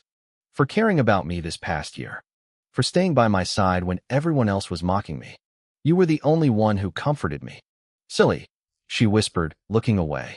She quickly composed herself. You should head to the village office and get the contract signed before you lose your nerve. Leave the cigarettes here. I'll tell my dad they're a gift from you. I could see how happy she was. It felt good to know she felt appreciated. All right, I'm heading out. Come by my place when you're free. I will, she promised. I walked over to the village committee office and knocked on the door. A voice from inside called out. Come in. Hello, Uncle Huang, I said as I entered. Huang Wenzhong, the village chief, looked up. He'd known me since I was a kid. I could see the curiosity in his eyes. He couldn't figure out how my leg had suddenly healed, or where I got the guts to lease land. Mubai, you mentioned you want to lease 10 mu. Yes, Uncle Huang. Is there any vacant land available? He sighed. There's land, but nobody makes money farming these days. The young people would rather work in the city. Why do you want to do this? I have a friend who developed a high-tech planting method. I lied smoothly. The produce tastes much better than normal crops. I've already signed an agreement with Tianyuan Hotel in the city to be their supplier. His eyebrows shot up. I see. Well, the village collective land is leased for a minimum of 10 years. I can give it to you for 500 yuan per mu per year. How does that sound? I shook my head. Uncle Huang, I don't want to make things difficult for you. I don't want people saying you gave me a backdoor deal because of your position. Let's do the market rate. I'll lease for 30 years, paid in 10-year installments. For the first 10 years, I'll pay 600 per mu up front. For the next 20 years, we'll adjust based on the market price. Money devalues, and I don't want the village to lose out. Huang Wenzhong laughed, looking impressed. Spoken like a true college student. You've thought of everything. We'll do it your way. I'll have the accountant draw up the contract. He picked up the phone and called Accountant Chen. While we waited, I made another request. Uncle Huang, I also need 10 workers. 8 hours a day, 150 yuan per day. They'll handle their own meals. Could you help me find some reliable people? Mubai, that's too high, he exclaimed. The standard is 100 a day. Even the most generous bosses only give 120. It's hot out there, I said firmly. 150 isn't too much. There's a saying. When you're poor, take care of yourself. When you're successful, help the world. I might not be able to help the whole world, but I can help my neighbors. Uncle Huang looked at me with genuine respect. You've got heart, kid. I believe in you. I think you're really going to make something of yourself and help this village prosper. Thank you, Uncle. I won't let you down. Accountant Chen walked in with the papers. I reviewed the contract, signed it, and Uncle Huang stamped it with the official village seal. Without hesitating, I pulled out my phone and transferred 60,000 yuan to the village account. As Accountant Chen led me out to look at the plots, things were much more tense back at the Tianyuan Hotel. Xiaonan, every supply chain in this hotel is strictly vetted and approved by your mother, Lin Yuding said, her brow furrowed in frustration. Stop interfering. If you keep acting up, I'll have to call her. Wang Xiaonan rolled his eyes, but Lin Yuding kept going. This isn't a game. The hotel's reputation is at stake. Hundreds of employees rely on this place to feed their families. If we fail, they lose their jobs. You need to understand the gravity of this. Lin Yuding was the general manager. She was beautiful, sharp, and carried herself like a proud peacock. She was his mother's best friend, but she was only 3 years older than Xiaonan. Lin Yuding, get one thing straight, Xiaonan snapped. You might be my mom's friend, but you're barely older than me. Don't use that lecture tone with me. You think you're always right? This is my family's business. Do you really think I try to ruin it? You haven't even tasted my friend's produce, and you've already rejected it, he continued. Is that how a general manager acts? I'm going to talk to my mother. We'll see how long you keep that chair. Lin Yuding didn't blink. Don't bother. I've been here since I graduated. I've been loyal to your mother, and I've never done anything to hurt this hotel. She won't fire me for no reason. She had managed this 5-star hotel into a massive success, but years of being at the top had made her arrogant. She didn't think she needed anyone's advice, especially not from a kid like Xiaonan. Frustrated, Wang Xiaonan walked out of the hotel. He pulled out his phone and called me, telling me he had some things to deal with and would visit another day. Once he hung up, he immediately dialed his mother, Zhou Liping. He wasn't going to let this go. I watched Wang Xiaonan storm out of the hotel, his face flushed with anger. He didn't waste a second. He pulled out his phone and dialed his mother, Zhou Liping. He wasn't ready to give up on my produce just yet. Why are you calling me today? His mother's voice came through the speaker. Are you finally ready to come home? Mom, Xiaonan said, trying to keep his voice steady. I want to switch the vegetable supplier for the hotel. I have a friend who has the best produce I've ever seen. Xiaonan, she interrupted, her tone firm. Yuding already told me everything. Stop messing around. Don't interfere with the hotel's business. If you have nothing better to do, come back to headquarters. I can arrange a lobby manager position for you. Once you learn the ropes, I'll promote you to vice president. Xiaonan gripped his phone tighter.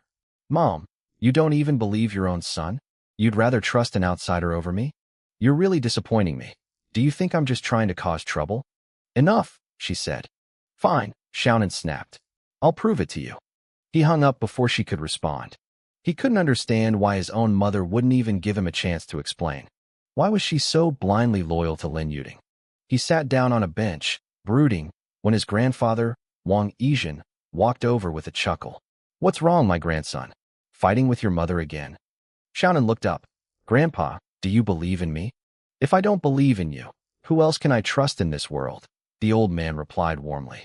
Then give me some advice, Xiaonan said, leaning in. The general manager won't let me change suppliers, and Mom is backing her up. But I've tasted those vegetables. They are revolutionary. If another hotel gets them, it'll be a death blow to our family business. Plus, I gave Li Mubai my word. If I break it, I lose a friend.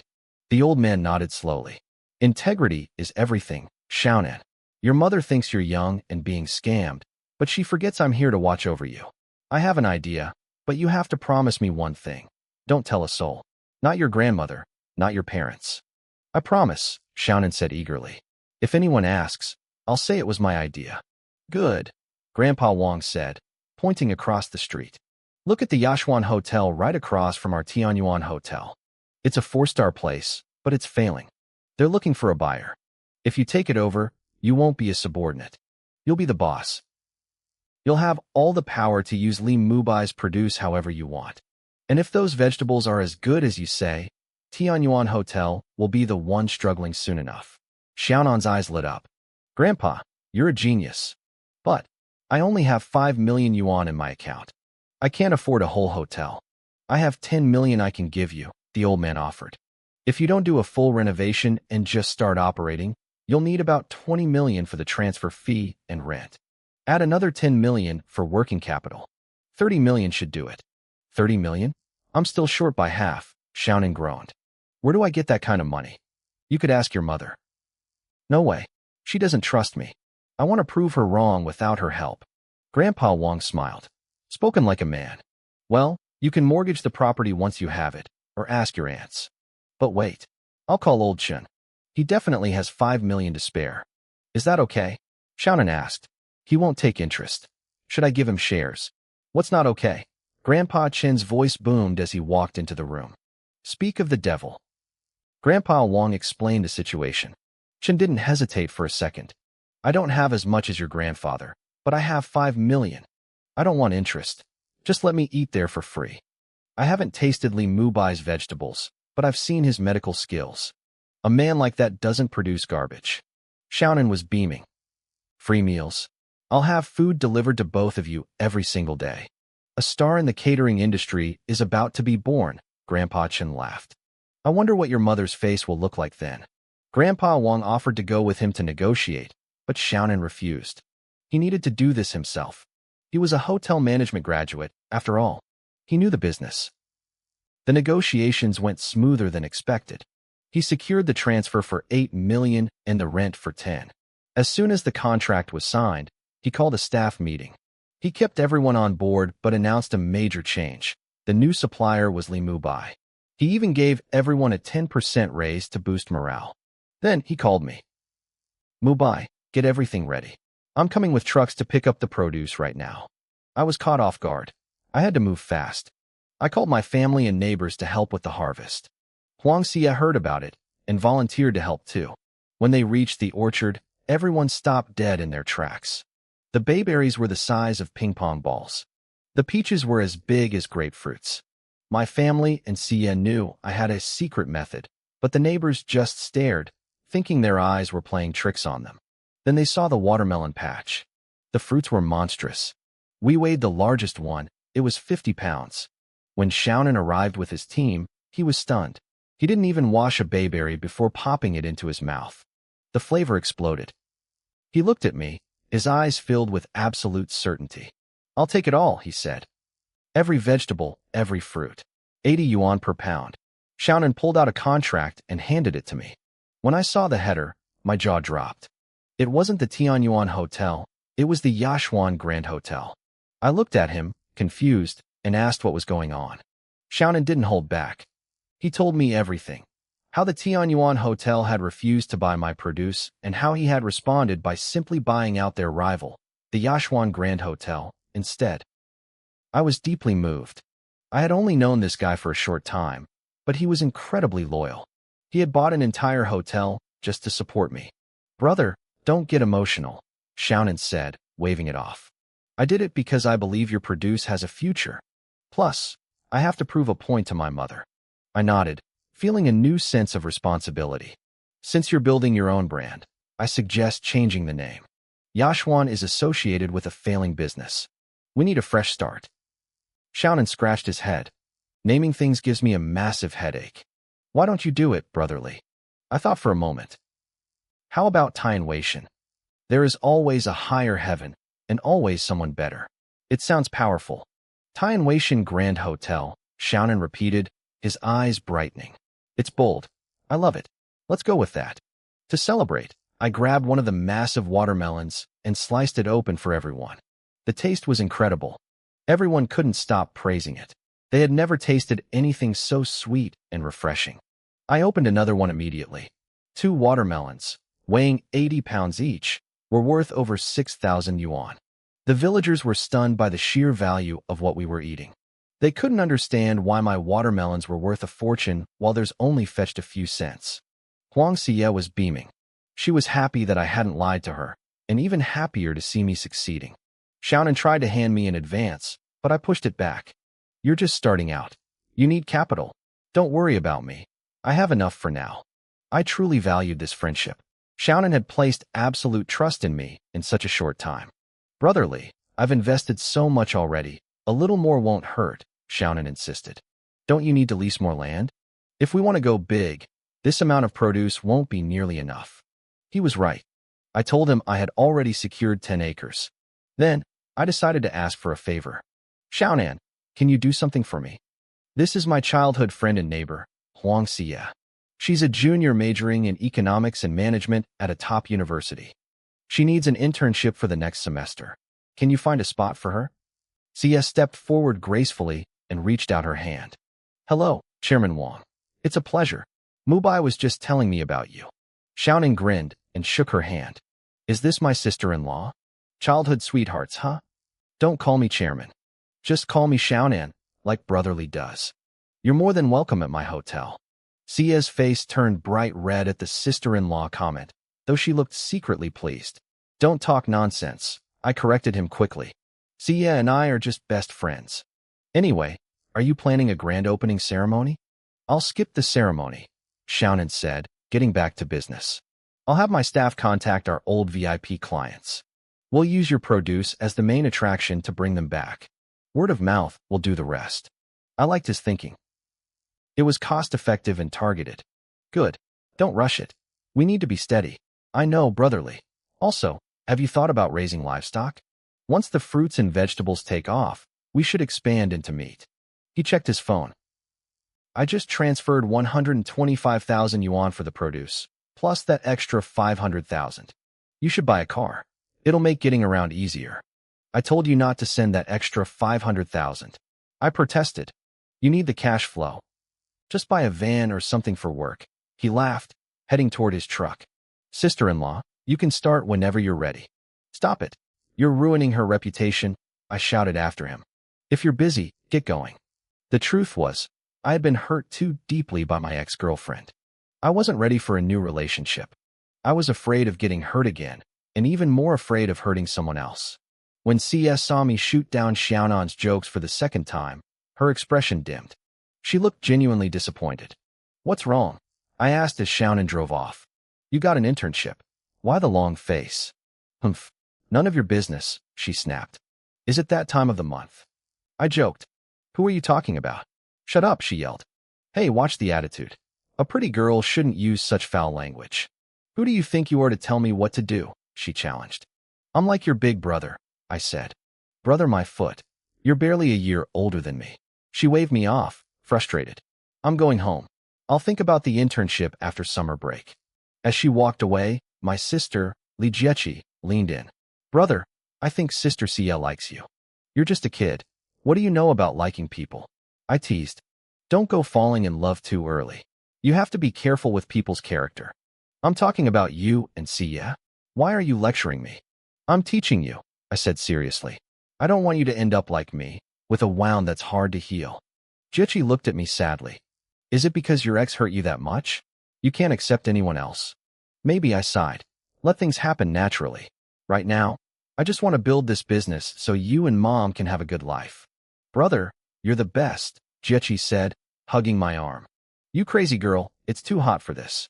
You'll get heat stroke, my mother laughed, watching us. Just then, a mail carrier on a green motorcycle pulled up. Is Li Jiechi here? That's me. Jiechi ran over. You have a university admission letter. Please sign here. My heart skipped a beat. This was the moment. Jiechi's hands were shaking as she tore open the large envelope. She pulled out the paper and gasped. Wow. Jiechi, you did it. I shouted, looking over her shoulder. Fudan University. That's one of the top 3 schools in the country. You're way smarter than me. It's not that big of a deal, brother, she said modestly, though she was beaming. I just had a good day during the exams. A lot of it was luck. Luck is part of strength, I said, pulling her into a proud side hug. Keep working hard. Your future is going to be incredible. I couldn't wait to share the news with my grandparents. The next morning, I woke up early as usual. I grabbed the vial of spiritual liquid and dripped 4 drops into the water tank, filling it to the brim. I took another drop for the roots of my grapevines and used the rest for the vegetables in the garden. After feeding the chickens with some fresh greens, I headed back to the dining room.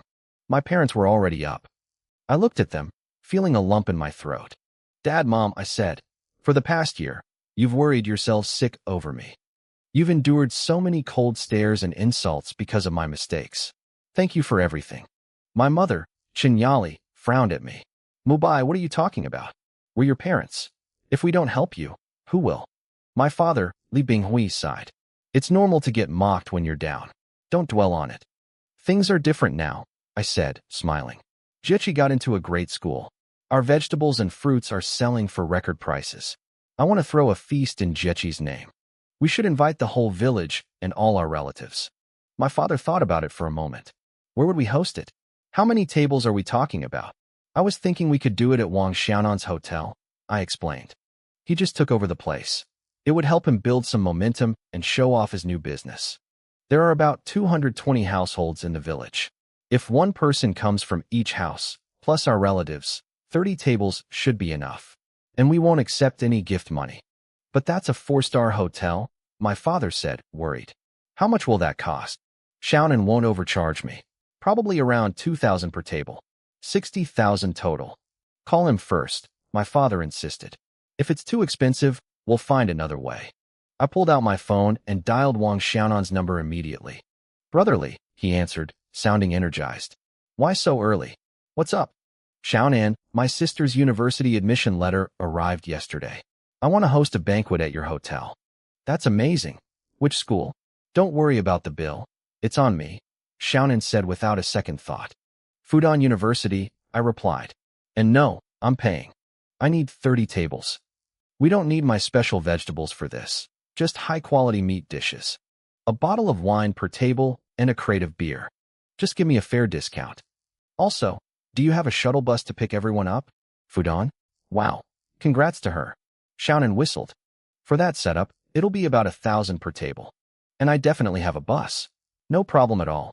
Oh, and brotherly, your produce was a massive hit last night. Every single guest loved it. Glad to hear it. I'll call you once I finalize the details. I hung up and looked at my parents. You heard him. 1,000 per table and a luxury bus included. That's perfect, my mother said, relieved. Go to the village office and have the chief make an announcement over the radio. We'll set it for tomorrow night.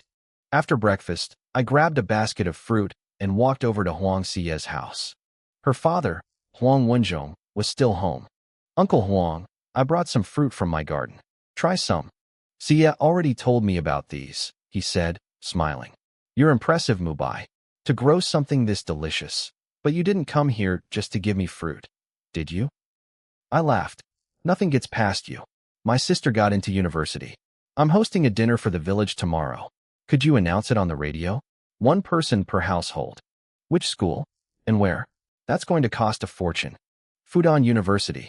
We're holding it at the Yashuan Hotel in the city. The owner is a friend, so I'm getting a good deal. Fudan.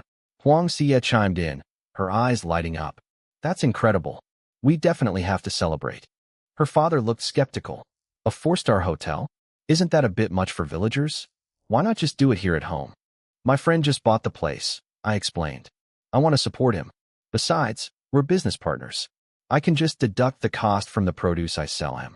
All right then, Huang Wenzhong agreed. I'll make the announcement. Thanks, uncle. There will be a shuttle bus coming from the hotel tomorrow afternoon. Make sure your whole family comes. As he left for work, I turned to Xie. So, is the lady of the house in a better mood today? She gave me a cold look. Does my mood concern you? Look, I was wrong. I'm sorry, I said sincerely. Good. You're learning, she teased. Where's your mom? She went to town to buy some things. What? Just asking. I'm heading back now. Xiaonan's truck is coming to pick up the harvest. Come over if you're free. I'll be there. I want to congratulate Jechi, she said. When we got to my house, the Yashuan hotel truck was already parked. Villagers were busy helping harvest the vegetables. I looked around for my father, but couldn't find him. Jechi told me he had taken a group of workers to plant strawberries and more vegetables. Most villagers thought he was crazy for planting in this scorching heat, convinced the sun would wither the sprouts by noon. But my father trusted me completely. He ignored their warnings and kept working. My mother watched Xie walk into the yard. She had known Xie since she was a child and always hoped she would become her daughter-in-law. She greeted her with extra warmth. Jechi pulled Xie aside whispering, "Sister Sia, do you like my brother?" Sia blushed. "Why are you asking that?" "I can tell," Jechi said softly. "I think he likes you too. But his ex-girlfriend hurt him pretty bad. He's still recovering." "I know," Sia sighed, looking at me. "But seeing him like this again, so full of life, makes me happy. He's suffered enough this past year. It's time for his luck to change." "It is," Jechi agreed. "Everything is finally going right." By 11 o'clock the next morning, the entrance to the Yashwan Hotel was packed with cars. Two massive, brightly lit signs stood at the entrance. One advertised a fruit platter for 888 yuan, limited to 100 servings. The other featured our organic vegetables. Across the street, Lin Yuding stood behind the floor-to-ceiling glass of her office at the Tianyuan Hotel. Her face was pale. It wasn't even peak lunch hour, and her rival's parking lot was already full, while her own lobby was nearly empty. She couldn't understand it. She thought she had already defeated the Yashwan Hotel. They were supposed to be going out of business. Now, they were thriving. I watched Lin Yuding from across the street. She was pacing behind her office window, her face pale with frustration. I knew exactly what was going through her mind. She couldn't understand how Yashwan Hotel had bounced back so fast. To her, they were supposed to be dead. She stared down at her assistant, Wang Guilin, her eyes burning with anger. Did someone take over? Lin Yuding snapped. Why didn't they renovate? And how is the business this good already? Wang Guilin looked terrified. She didn't have any answers. General Manager, I'll go investigate personally right now. I'll report back as soon as I find out what's happening. When Wang Guilin stepped into the lobby of Yashwan Hotel, she froze. She had worked at Tianyuan Hotel for years, but she had never seen a crowd like this. The place was packed. But as she looked around, something felt wrong. People weren't eating expensive meat dishes. Almost every table was filled with plates of green vegetables and fruit platters. In a high-end hotel like this, vegetables were usually just side dishes. Fruit was supposed to be a free gift at the end of the meal. Then, she looked at the menu. Her jaw dropped. The cheapest vegetable dish was 188 yuan. A single fruit platter was 888 yuan. She tried to order some to go, but the staff told her they didn't do takeout. Everything was limited supply. She headed back to the office, her head spinning. How could fruit and vegetables be more popular than meat? When she told Lin Yuding the prices, Lin Yuding looked at her like she was telling a fairy tale. Is the world going crazy? Lin Yuding muttered. Everyone is a vegetarian now? A fruit platter costs more than my grilled lobster. She couldn't sit still. She put on some light makeup, grabbed a few staff members, and headed over to Yashwan herself. The private booths were all booked, so she had to sit in the main hall. She didn't care about the seating. She wanted to know why people were paying a fortune for grass. Inside the manager's office, my secretary, Zhou Shuefen, walked in. Chairman, the meals for Tongqing Hall have been sent out. Also, the sales for this morning are already over 50,000 yuan. I nodded, feeling satisfied. One more thing, she added. The manager from Tianyuan Hotel is downstairs with her team. They just started eating. I smirked. They weren't there for the food. They were there to spy. Let's go meet them. I walked down to the lobby and saw Lin Yuding's group. They weren't just tasting the food, they were devouring it. They looked like they hadn't eaten in days. Well, if it isn't Manager Lin, I said, walking up to their table. What brings you here? Is the food at your 5-star hotel not good enough for you? Lin Yuding jumped, startled. Wang Xiaonan, what are you doing here? I got tired of heavy meat, I lied with a grin. I wanted some fresh vegetables. Is that a crime? It's peak lunch hour, I continued, leaning in. Shouldn't you be at your post? Leaving your hotel to eat at a competitor's place. That seems pretty unprofessional for a general manager. None of your business, she snapped. Just because you're the young master of Tianyuan doesn't mean you can question my decisions. Talk to me when you're actually my boss. Zhou Shuefen stepped forward, playing her part perfectly. Chairman, these people look like corporate spies. Should I put them on the blacklist? Lin Yuding nearly fell off her chair. Chairman? Since when are you the chairman of Yashwan Hotel? Since yesterday, I said, my voice turning cold. And it's all thanks to you. You're short-sighted, Lin Yuding. You love running to my mother to tattle on me, but you have no idea what you're doing. Don't provoke me again. If you do, I'll make sure you're unemployed within the week. Wang Xiaonan, think about what you're doing, she yelled. Tianyuan is your mother's life's work. You're destroying your own family's business by competing like this. Don't play the emotion card with me, I said. You call me a useless playboy. You acted like you were my superior just because you're friends with my mom. Well, business is a battlefield. The real show is just beginning. Lin Yuding stood up, shaking with rage. Fine. We'll see who laughs last. I'm telling your mother everything. She turned to storm out, but I called after her. Wait. You forgot to pay the bill. Unless you were planning on eating for free. She stomped her foot, humiliated, and threw down the money before rushing out. Zhou Xuefan looked at me with wide eyes. Chairman, I didn't realize you were the heir to Tianyuan. Why are you competing against yourself? Didn't you see how arrogant she was? I asked. I tried to give these vegetables to Tianyuan yesterday. She told me I was fooling around. She lectured me like a child. When I called my mom, Lin Yuding had already poisoned her mind against me. So, I decided to do it myself. I support you, Chairman, she said enthusiastically. We'll definitely beat them. I gave her a few instructions about the new signage and a 30-table banquet for a friend tomorrow. I told her the banquet didn't need the special vegetables. Regular meat dishes would do. I wanted to keep my best inventory for the high-paying customers. Meanwhile, back at her office, Lin Yuding was losing her mind. She swept everything off her desk in a fit of rage. That brat. I work myself to death for that family, and he opens a shop right across the street to spite me, just because I scolded him. She grabbed her phone and dialed my mother, Zhou Liping. She exaggerated everything, making it sound like I was intentionally trying to ruin the family. It was the weekend, and my parents were home together.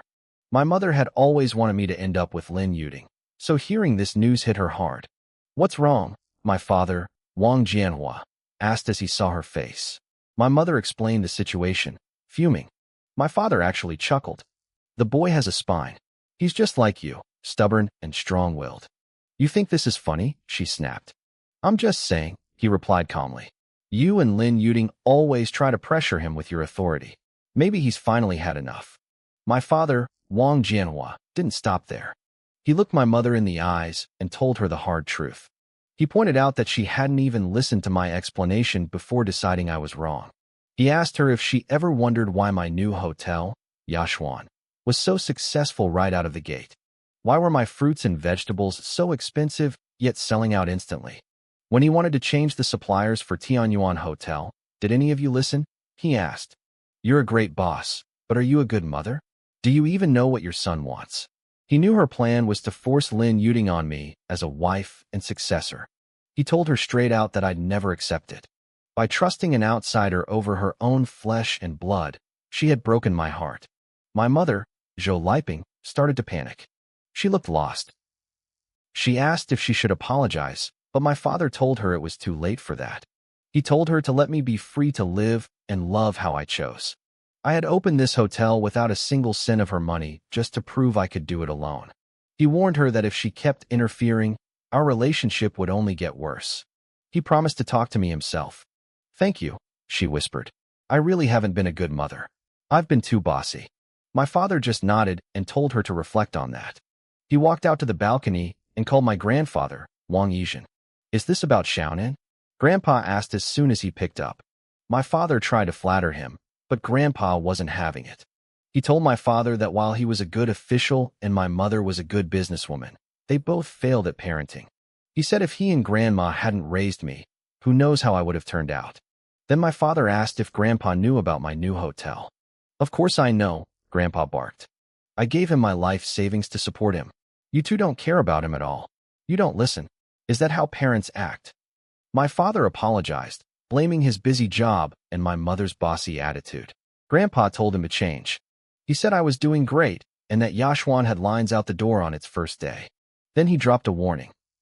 He told my father to stop worrying about me and start worrying about how long Tianyuan Hotel would last. He said since my mother liked Lin Yuding so much, she should let her compete with me and see who was stronger. My father promised to visit me soon to clear the air. After they hung up, my grandmother, Zhenglan, teased Grandpa for being so harsh on the phone. Grandpa just shrugged. He said men have their own way of communicating, even if it sounds like fighting. He knew my parents had treated me like employees instead of a son for too long. He called it a professional disease. They were so used to people kissing their feet that they couldn't handle anyone talking back. Just then, I walked through the door. Grandpa, Grandma, I'm back. I brought them a huge haul of my special fruits and vegetables. They told me I shouldn't spend so much on them since I just opened, but I insisted. I knew these foods made them feel energized and healthy. Grandpa told me my father had called and that he wasn't against the hotel anymore. Guess how much I made today? I asked them. Grandpa guessed 100,000. Grandma guessed 250,000.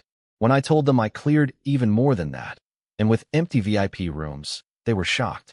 Grandpa warned me that it was only the weekend and I needed to see if the momentum lasted. He also warned me that Tianyuan would try to steal my supplier. I told him not to worry. Li Mubai had promised me exclusivity. What if they offer him way more money? Grandpa asked.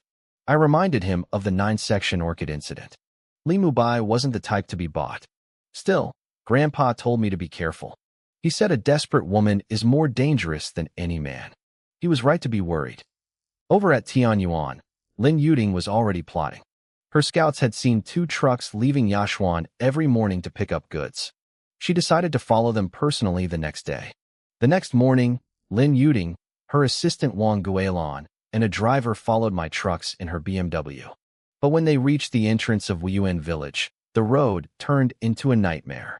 The dirt path was so bumpy it kept hitting the bottom of her car. She had to park and swap her high heels for sneakers. Her assistant wasn't as prepared. She had to hike through the mud and rocks in sky-high heels until she eventually gave up and walked barefoot, carrying her shoes. By the time they reached the village, my trucks were already heading back, splashing them with a cloud of dust. They looked like a total mess.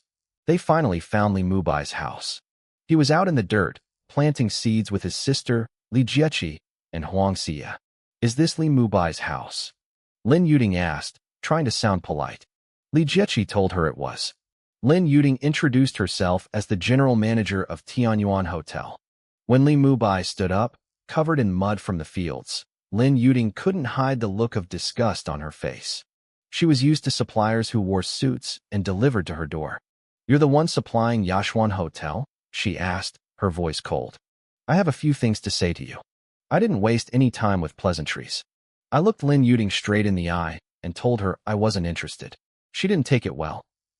She offered to double the price Yashuan Hotel was paying me, demanding that I stop supplying them and sell exclusively to her instead.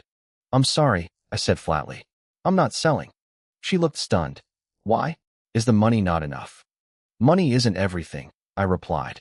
Her face flushed with anger. How about I triple it then? I sighed, feeling a wave of irritation. I'd like you to leave now. I don't enjoy dealing with people who think everything has a price tag. Wang Xiaonan had warned me about Lin Yuding's arrogance, but seeing it in person was something else. She was even worse than he'd described. Mr. Li, she said, forcing a tight, fake smile. Nobody walks away from this kind of money. Let's find a middle ground. Keep supplying Yashuan, but supply us too. You name the price. I'm sorry, Manager Lin, I said, my voice firm. I signed an exclusive contract with Chairman Wang. Unless she says otherwise, no one else gets my produce. It doesn't matter who asks. Her smile vanished instantly. Fine, we'll see about that. I want to see just how much talent you really have. I've yet to find a problem in this small county that I can't handle. Watch your step on the way out, I called after her. Once she was gone, Huang Xia walked over, her face clouded with worry. Mubai, you offended the general manager of a 5-star hotel. Do you think she'll retaliate? She probably has some very powerful connections. My sister, Li Jiechi, couldn't help but tease her. Xia, you're acting like a worried little wife caring for her husband. Huang Xia turned red and started chasing Jiechi around to tickle her. You brat, stop talking nonsense. I watched them for a moment, then looked back at the road. Don't worry. If something happens, we'll find a way. Besides, we have Chairman Wang backing us up. Just as I said that, my phone buzzed. It was Wang Xiaonan. Speak of the devil. Li Gu, Xiaonan said, his voice sounding frantic. Did Lin Yuding from Tianyuan Hotel come to see you? She did, I told him. She just left. How did she find you so fast? He asked, sounding panicked. What did she say? She must have followed the delivery trucks, I explained. She offered me double your price to cut you off. When I refused, she told me to name my price for a dual supply deal. And what did you tell her? Xiaonan held his breath. I told her I have an exclusive deal with the Wang family. I won't give a single leaf to anyone else without your permission. I could hear him exhale in relief. Thank you, Li Gu. Seriously. So what happened next? She threatened me. I said, if she uses her political connections to pressure a regular villager like me, it could get messy. I don't have those kinds of ties. Don't worry about that, Xiaonan promised. I might not have those connections personally, but my grandfather does. You're safe. I'm sending a car to pick you all up for the celebration tonight. See you soon. I hung up and relayed the news to the girls. Knowing Grandpa Wang was involved made Huang Xie feel a lot better. You should go get ready, I teased her. Maybe put on something extra pretty? She puffed out her cheeks. Are you saying I'm not pretty now? Not at all. I laughed. You're a natural beauty. Perfect curves, face of an angel. You're the village flower of Wuyuan, after all. You're terrible, she giggled, blushing furiously. I'm going home to shower. Jechi watched her go and then nudged me. You two are perfect for each other. Maybe I should just get out of the way and let the lovebirds talk. Go on then, I joked. It's a bright day, we don't need a light bulb like you hanging around. I spent the rest of the afternoon working the fields. I had 20 chickens and 5 pigs now, and they were growing fast. I pulled up the vegetable roots, washed the dirt off, and tossed them into the pens. These roots were packed with spiritual energy, and the animals fought over them. See that, Sia? Jechi shouted as she walked back. My brother is a great provider. He doesn't even waste a vegetable root. You'll be so happy when you marry him. I ignored their playful bickering and focused on my work. Every seed I planted got a splash of spiritual water. I wanted this harvest to be perfect. Later that afternoon, it was time for the celebration feast for Jechi's college acceptance.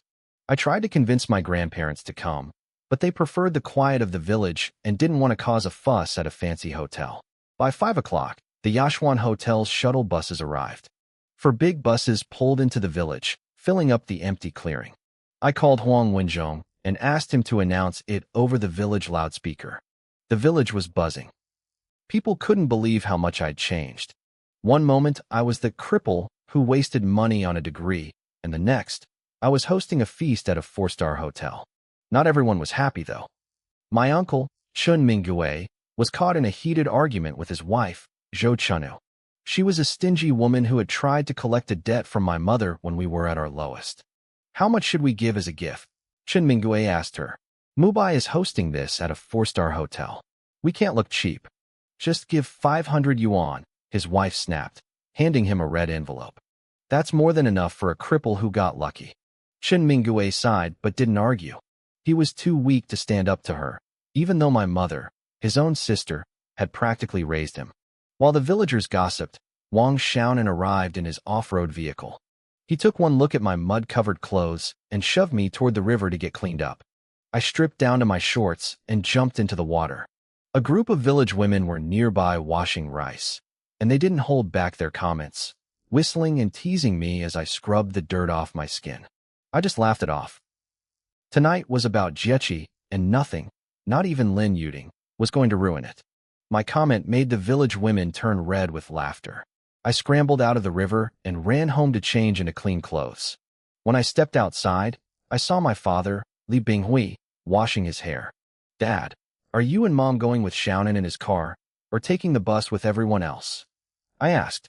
You guys go ahead, he replied. Your mom and I will take the bus. That way we can make sure nobody gets left behind. And don't forget to call Sia. I know, Mom. I called out to Chinyali as she walked by. My sister, Jechi, nudged me. Brother, go get Sister Sia. I need to stay here and host the guests. I looked at Wang Xiaonan, but he just shook his head with a grin. Don't look at me. I'm not a guest, but even if I were, Jechi and your parents are enough to handle things. Go to your business. I felt my face heat up. I turned around and headed toward Huang Xie's house. When I arrived, she was the only one home, already dressed and looking radiant. Xia, you look beautiful today, I said. She tilted her head. Are you saying I wasn't beautiful before? Actually, I teased, you were most beautiful the moment you pulled me out of the reservoir. Xia swung her fist at me playfully. You jerk. You got lucky, and now you're bragging. You saw everything, and you even took my first kiss. I surrender. I laughed, holding up my hands. Where are your parents? Helping you, of course. They already went to the buses to help organize the villagers. I really have to thank them, I said seriously. Tonight, I'm going to toast your father properly. I couldn't have done this without him. Just don't get him drunk, she warned. He'll end up vomiting everywhere. Yes, ma'am. Then I'll toast you instead. I don't drink, she countered. I'll toast your liquor with juice. Whatever you like. Let's go, everyone is waiting. We walked back to my place side by side. My parents had already left. Wang Xiaonan had the car turned around, with Jiechi already in the passenger seat. I opened the back door for Xia, helped her in, and then slid in beside her. As we drove off, Xia looked at me curiously. Mubai, do you have your driver's license? Yeah, I got it during summer break in my sophomore year. What? Jiechi rolled her eyes from the front. Brother, you're so dense. She means that once you buy a car, you can pick her up and drop her off yourself. Xia blushed. I didn't say that. Jiechi, stop talking nonsense. I just meant he could buy a car right away. Sister-in-law, don't explain, Jiechi giggled. The more you explain, the more you're hiding. Xiaonan started chuckling. Jiechi immediately snapped at him. What are you laughing at? Drive the car. Our lives are in your hands. Xiaonan looked wounded. It's your celebration party, so you're the boss today. I won't argue. We laughed and joked all the way to the Yashuan Hotel. As we pulled up, security guards rushed to open the doors, and two hostesses in elegant kipayos welcomed us. They led us to the elevator, and Xiaonan pressed the button for the top floor, the most prestigious banquet hall in the building. When we entered, the room was packed. Villagers were looking around, searching for a reception desk to drop off their gift money, but they couldn't find one. I knew what they were thinking. I walked up to the stage, took the microphone from a hostess, and cleared my throat. Uncles, aunts, and neighbors, I began. Today is a celebration for my sister getting into university, and also for my leg finally healing. We invited you here to share our joy. Please, don't feel like outsiders. My family is not accepting any gift money. Your presence is the only support we need. Drink the wine and smoke the cigarettes on the tables freely. I've also prepared gifts for you to take home to your families later. Thank you all. I gave a deep bow. The room erupted in applause, led loudest by my close relatives. The next morning, I woke up and followed my routine. I added a drop of spiritual liquid into the water vat. My little yellow dog was looking more energetic than ever since I started feeding it the diluted spiritual water. It seemed to understand my commands perfectly now. It made me wonder, maybe the liquid was too strong to drink straight, but perfect when diluted. After breakfast, the villagers arrived to pick fruits and vegetables, waiting for the Yashuan Hotel trucks. But the trucks didn't come. Instead, two pickup trucks pulled up. Several men in suits with briefcases stepped out, accompanied by others carrying cameras. They started snapping photos of everything. Hey, who are you? I shouted, stepping forward to stop them. Why are you taking pictures without permission? This is private property. A short, middle-aged man looked at me with his nose in the air. He flashed an ID. We're from the Animal Protection Association. Tell me, what are you feeding these pigs? Leftovers and vegetable scraps, I said naturally. What else? Ginseng. The man sneered. I thought so. You're being fined 100,000 yuan for animal cruelty.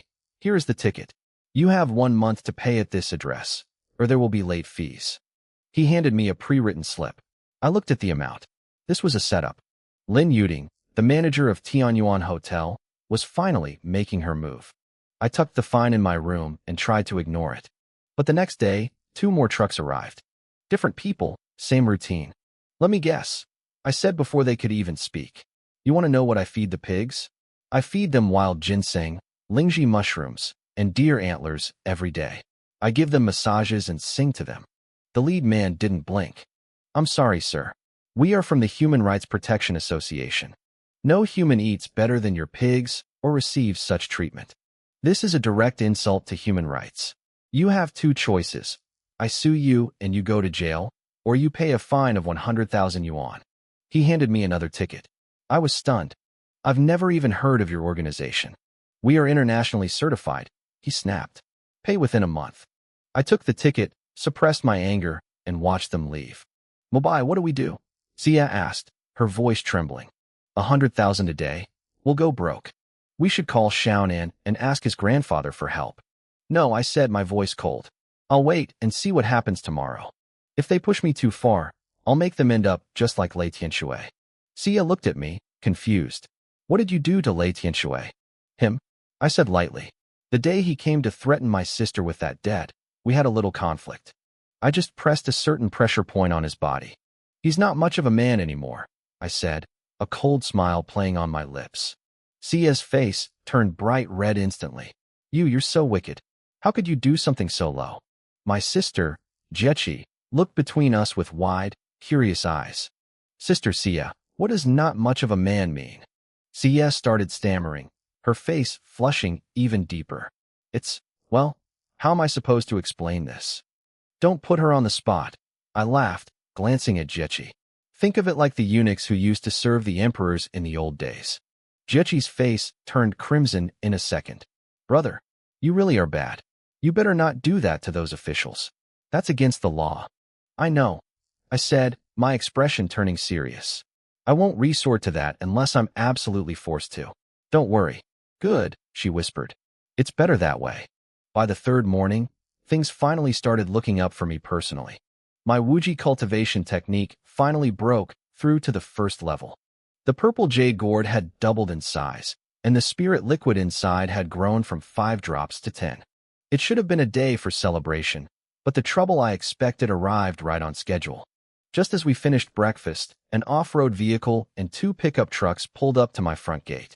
I walked out to meet them, scanning the group without saying a word.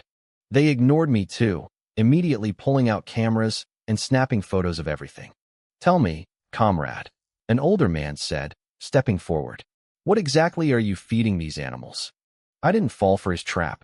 Me? I give them 100,000 yuan a day. They buy whatever they feel like eating. Behind me, Sia and Jechi couldn't hold it in. They doubled over, clutching their stomachs and laughing hysterically. The man's face soured. What kind of nonsense is that? Have you watched too many cartoons? We're from the Food Quality and Supervision Bureau. We're here to take samples for testing. It'll take 3 days to get the results. If everything is clean, everyone is happy. But if your products exceed safety limits or pose a health risk, get ready for the consequences. He spoke with the typical, stiff tone of a low-level official. Fine, I said, leaning against the gate. Take your samples. But don't you dare damage my crops, or you'll be paying for them. Take a little, fine. But if you take a lot, you pay the same price I charge the Yashuan Hotel. Don't think I don't know what's really going on here. I knew these people were here to stir up trouble. There was no point in being polite. I was certain that no matter what they found, the report would come back as unsuitable for consumption. The only silver lining was that they hadn't pulled a fake report out of their pockets immediately. They had given me 3 days. That was all the time I needed. Don't act so tough, kid. A younger man sneered, jumping out from the group. You'll be singing a different tune in 3 days. If the tests fail, 100,000 yuan won't be enough to fix your problems. Oh, I said, my eyes narrowing. So you're all in this together. Don't blame me then. In a blur of motion, I left a trail of shadows behind me. I lunged toward the dozen or so men, tapping each one of them lightly on the shoulder before returning to my original spot. It happened so fast they didn't even realize what had occurred. They felt a slight itch, nothing more. Thinking nothing of it, they grabbed a few vegetables and drove off. Sia looked at me, her face full of worry. Mubai, you need to call Xiaonan. If this keeps up, we won't be able to stay in business. I'll call him right now, I said, trying to calm her down. It's going to be okay. I pulled out my phone and dialed Wang Xiaonan. Xiaonan, are you busy? Not at all. I'm just at home, he answered. Brotherly, what's up? Things are getting serious. It's time for you to step in. I explained everything that had happened over the last 3 days. The animal rights fine, the human rights fine, and now the Food Bureau. Don't worry, Brotherly, Xiaonan said firmly. I'll get my grandfather to handle this. It won't be a problem. Good. I'll wait for your news. Xiaonan didn't even finish his breakfast. He rushed straight to the Tongqing Hall and burst into his grandfather's office. Grandpa, you have to help Brotherly. He's in big trouble. Old man Wang, also known as Wang Yizhen, looked up from his desk, frowning. What's wrong? You're panting like a dog. Calm down. How can you achieve great things if you're always so frantic? Grandpa, Lin Yuding has started her move against brotherly, Xiaonan blurted out. He recounted the finds and the sampling. Wang Yizhen took off his reading glasses and set them on the desk. Lin Yuding has been operating here for years. She has connections. Sending these departments to harass a commoner is a tactic most people can't defend against. Xiaonan was pacing the room. Can you fix it? With your influence, it should be easy, right? Wang Yizhen sighed. Most of my connections are at the provincial level. I can't settle 3 local departments all at once. As the saying goes, a distant official can't overrule a local boss. Then what do we do? Wang Yizhen stroked his long white beard. I'll introduce you to someone. If he's willing to help, these problems will vanish instantly. The truth was, a man of Wang Yizhen's stature could have solved this easily if he really wanted to. But he had his own motives. Who? Tell me. What if he won't help me? You know him, Wang Yizhen said with a small smile. And if it's for Mubai, he'll be more than willing. Do you remember the old man who collapsed in our shop? The one Mubai saved. Xiaonan's eyes lit up. Of course. The one who came with his granddaughter. If Brotherly hadn't stepped in, he would have died. That man is Old Man Gu, Wang Yizhen explained. He used to be one of the highest-ranking officials in the province. Even though he's retired, his former students and subordinates are everywhere in the government. If he says the word, who in a tiny county like this would dare ignore him? How do I find him? His granddaughter left her address and phone number. She's actually been asking for a way to contact Mubai. Xiaonan grabbed the address and immediately dialed the number. A woman's voice answered. Hello? Who is this? Hello, is this Miss Gu Zhilan? I'm Wang Xiaonan, Wang Yizhen's grandson from Tongqing Hall. Oh, hello. Have you found the man who saved my grandfather? I have, Xiaonan said. But Li Mubai is in some trouble. I was wondering if your grandfather could help. Tell me everything. I'll pass it on to him immediately. Xiaonan laid out the whole story. Once he hung up, Zhilan rushed into the living room where her grandfather, Gu Qingwu, was sitting. Grandpa, I finally found your savior. Gu Qingwu chuckled. Well, don't keep me in suspense. Tell me. But as Zhilan explained the situation, the old man's smile vanished. These people are lawless. Gu Qingwu roared, slamming his hand down. One fine after another? Mubai is right. They are worse than animals, using their power for extortion and robbery. Zhilan couldn't help but giggle. Mubai is so funny, though, telling them he gives his pigs 100,000 yuan a day to buy their own food. He's been pushed to the brink, Gu Qingwu said, his voice trembling with anger. Who wouldn't be furious? This is no different from being a bandit. Dad, your health, Zhilan said, reaching out to him. Please, don't get too excited. What's making you so angry? A middle-aged man asked, walking out of the study. Look at how your subordinates are handling things. Gu Qingwu roared. As the second-in-command of this province, how are you managing them? Gu Qingwu quickly explained the situation. His son's expression darkened. I had no idea things like this were happening. It looks like it's time for another major cleanup. Didn't they say the test results would be ready in 3 days? Then we'll go meet them in 3 days. Dad, don't you have work? Gu Zhilan asked, surprised. I'll arrange it, her father replied. I'll treat it as a local inspection. Your grandfather's savior has been treated with such injustice. If I didn't know about it, that would be one thing, but now that I do, I can't just stand by and watch. Great, Zhilan cheered. We'll go deal with those monsters together in 3 days. I'll let Wang Xiaonan know so he stops worrying. After Zhilan left to make the call, her father turned back to Gu Qingwu. Dad, Zhilan said this Li Mubai can actually cure you completely? Yes, the old man said firmly. He told me himself. Give him a year, and I'll be fully recovered. Even the national expert, Chen Guohua, admitted his own skills don't compare to Mubai's. Think about that. If he says he can cure me, he has the skill to back it up. He told me as long as I don't get too excited or do heavy exercise, I won't have another attack. Everyone gets sick eventually. A man like this is someone we must stay close to. Making friends with him is like giving ourselves an extra life. You're right, Dad, his son agreed. A miracle doctor like that is hard to find. Since we've met him, we have to treat him well. All those prestigious institutions couldn't help you, yet he fixed you in under 30 minutes. I'll remember this. I won't pull rank with him. I'll treat him with total sincerity, like a true friend. Meanwhile, Jilin called Xiaonan. Hello, Xiaonan. My grandfather and father are still in the provincial capital, but they've promised to be there in 3 days to handle everything. Thank you, Jilin, Xiaonan said, sounding relieved. If you need anything from my end, just say the word. Just call me Jilin. We're the same age. No need to be formal. See you in 3 days. Xiaonan hung up and immediately tried to call me to give me the good news. But at that moment, I was in the middle of a very different kind of crisis.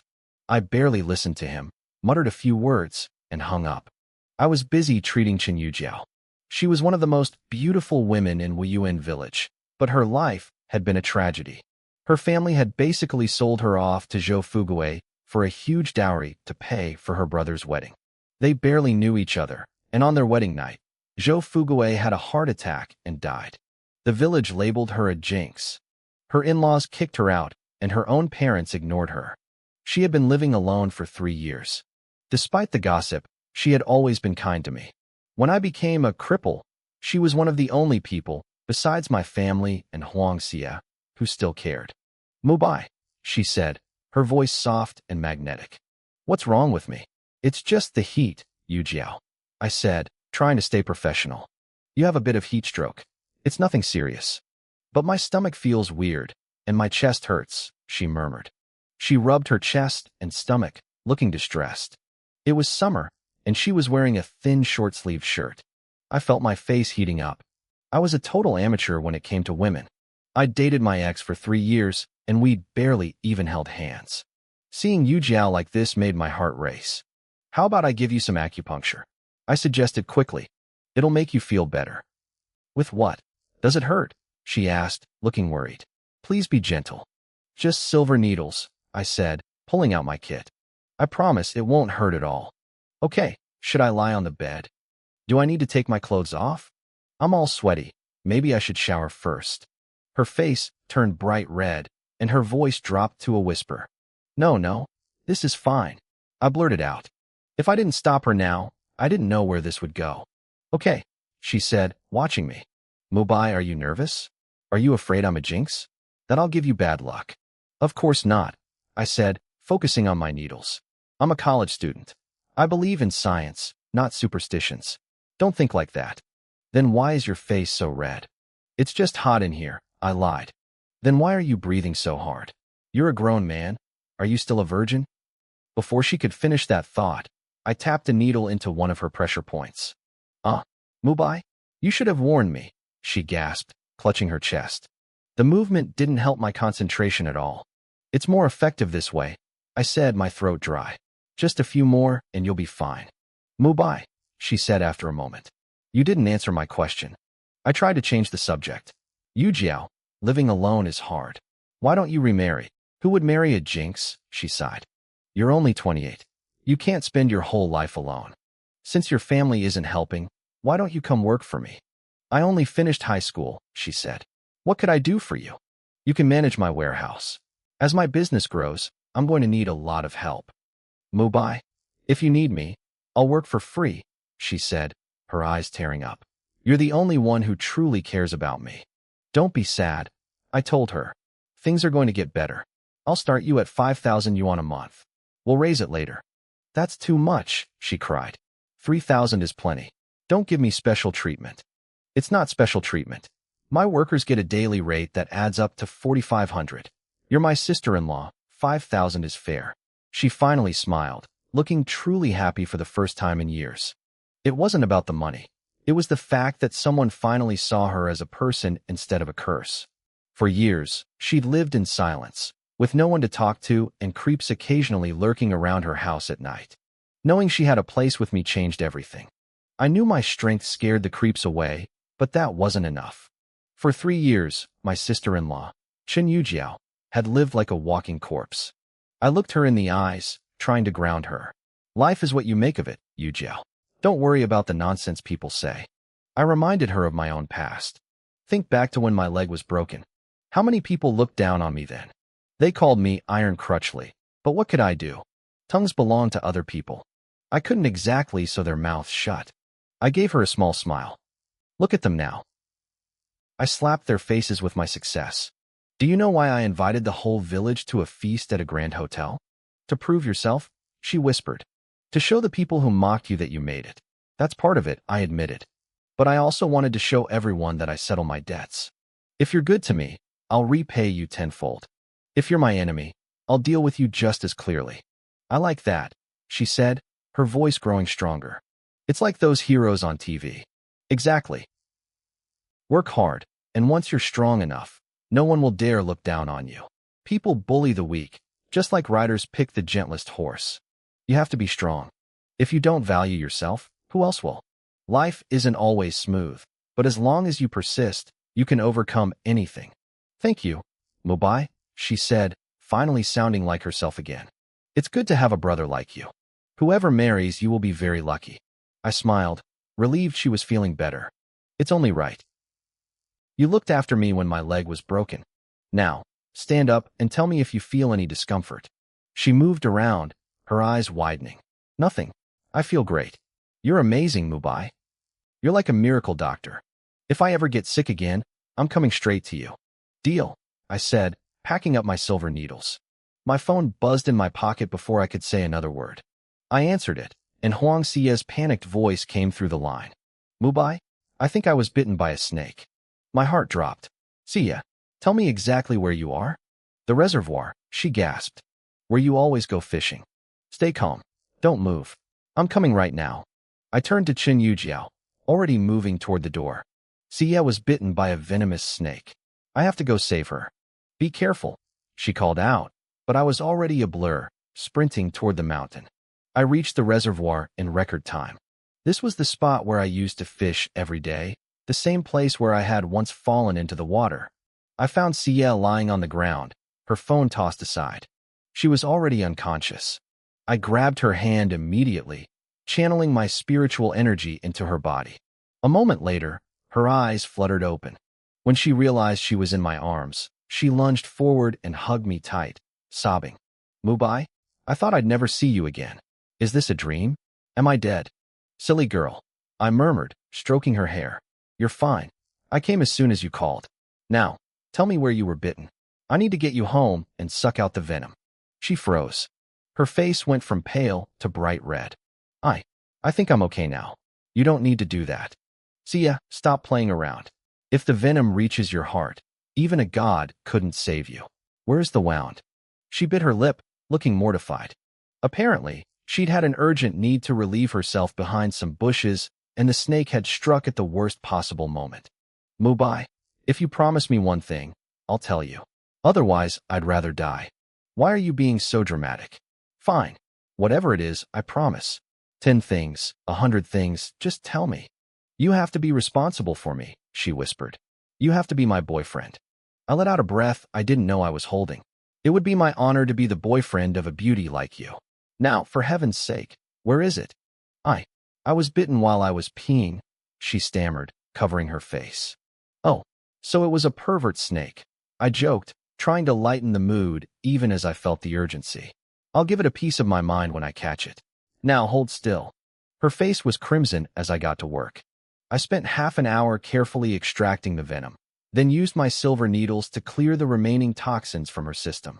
Once I helped her get her clothes back in order, I sat back, wiping my brow. It's so hot today, I said. Why did you come all the way out here? I saw you were feeling down the last few days, she said softly. I couldn't find you at home, so I thought you came here to be alone. You always used to come here when you were sad.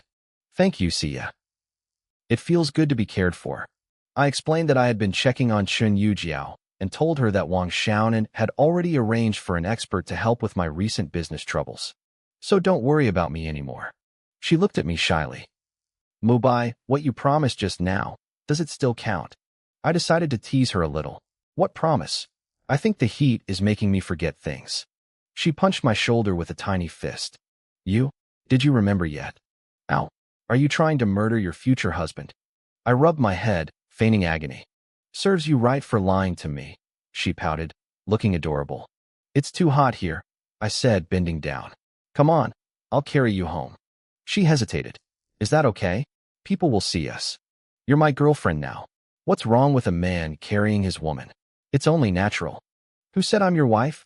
She countered. though she climbed onto my back anyway. You're just a boyfriend on probation. If you perform well, you might get promoted to fiancé, and then maybe husband. You have a long way to go, comrade. Don't make me fire you. Yes, ma'am, I laughed. Hold on tight. If I don't carry you, you'll turn into a charcoal briquette in this sun. Besides, the venom might have lingering effects if you walk. Liars go to hell. Mubai. She giggled, resting her head on my shoulder. I'm not lying. One day, I'm going to make this village famous. People will travel from all over just to see me. My signature will be worth more than a movie star's. Keep dreaming, she teased. What are you going to do, grow flowers out of the dirt? Maybe, I said seriously. Once I make enough money to fix the roads, I'll build a resort. We'll have agritourism, factories, and rare products. We'll have so much money our hands will cramp from counting it. She burst out laughing. If you change it all into 1 yuan bills, then yeah, your hands will definitely cramp. She waved her hand in front of my face. But nobody uses cash anymore, so you're out of luck. What will I do in this empire of yours? You'll be my personal secretary, I said, a mischievous glint in my eye. And you know what they say, when the secretary has work, she does it. When she doesn't, she pinched my ear before I could finish the joke. Ouch, ouch, ouch. I yelped. Before I could even finish my joke, Huang Xia's fingers were clamped firmly on my ear, twisting hard. Do you still dare to talk nonsense? She demanded, her eyes narrowing. I don't dare. I don't dare. I pleaded, exaggerating my pain to make her laugh. Let go quickly, my ear is about to fall off. I carried her on my back, the two of us laughing and chatting as the path wound toward my home. Before I knew it, we were standing at my front gate. My sister, Li Jiechi, spotted us and came running over, her face full of concern. Brother, what happened to Sister Xia? Call her sister-in-law, I grinned. She got bitten by a venomous snake. Jiechi's eyes went wide. What? You two are together now? That's amazing. Sister-in-law, where did it bite you? Let me see, is it serious? Jiechi was a mix of nervous energy and excitement. I couldn't help but burst out laughing. What are you laughing at? Xia hissed, her face turning a deep shade of crimson from embarrassment. Stop laughing. Carry me inside to the room so I can rest. Jiechi didn't miss a beat. She leaned in with a mischievous smirk. Wow, you guys are moving fast. Sister-in-law, why don't you just stay the night in his room? You little brat. Xia cried out. How can you say such things? Your brother said I can't walk yet. He said the toxin might spread and leave permanent damage. I couldn't hold it back anymore. I doubled over, howling with laughter. Xia froze. She stared at me, her realization hitting like a lightning bolt. Li Mubai, are you lying to me? Is the venom already gone? Was that whole sucking out the poison thing just an excuse to touch me? I straightened up, trying to look serious. The poison was real, I swear. I risked my life for that. Look, my lips are still a little swollen. She huffed, crossing her arms. Fine, I'll let it slide this once. But don't let there be a next time. Understood? Yes, ma'am, I saluted.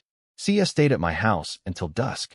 She didn't want her family to worry, but when she finally limped back home, her mother, Zhu Ling, was already waiting with an eagle eye. Where have you been, you rebellious girl? Why are you so dirty? Zhu Ling asked, her voice sharp with maternal anxiety. Xia pouted, knowing she couldn't hide it. Mom, I got bitten by a snake. Zhu Ling turned pale. Where? Is it bad? Let me see. In the Huang household, Xia and her younger sister were treated like precious pearls. Zhu Ling was already reaching for her phone. Mom, it's fine, Xia whispered, leaning in close. I was relieving myself in the brush. I got bitten there. Bitten there? That's life-threatening. Zhu Ling screamed. I'm calling your father to take you to the hospital right now. Mom, shhh. Keep it down. Xia blushed furiously. I'm already healed. Mubai saved me. Zhu Ling froze. Her eyes narrowed. Li Mubai, do you like that boy? Mom, why are you asking that? I'm your mother. Can I ask? Well, Xia took a deep breath and nodded. Yes, I like him. He likes me too. We're officially boyfriend and girlfriend. No, I absolutely forbid it. Zhu Ling shouted. Why? Your objection is invalid. He's already had a girlfriend before. Zhu Ling countered. And because of that girl, His leg was broken and he was expelled from school. Sure, his leg looks fine now, but what if it relapses? What if he becomes a cripple again? I won't have a lame son-in-law. Besides, you've never even dated. It's not fair to you. But, Sia stuttered. But what? You're going to give me a heart attack. Sia blurted it out. But the venom. He used his mouth to suck it out of me. Zhuling looked like she'd been struck by lightning. That shameless Li Mubai? He used such a low tactic? Mom, I gave him permission. Sia defended me fiercely.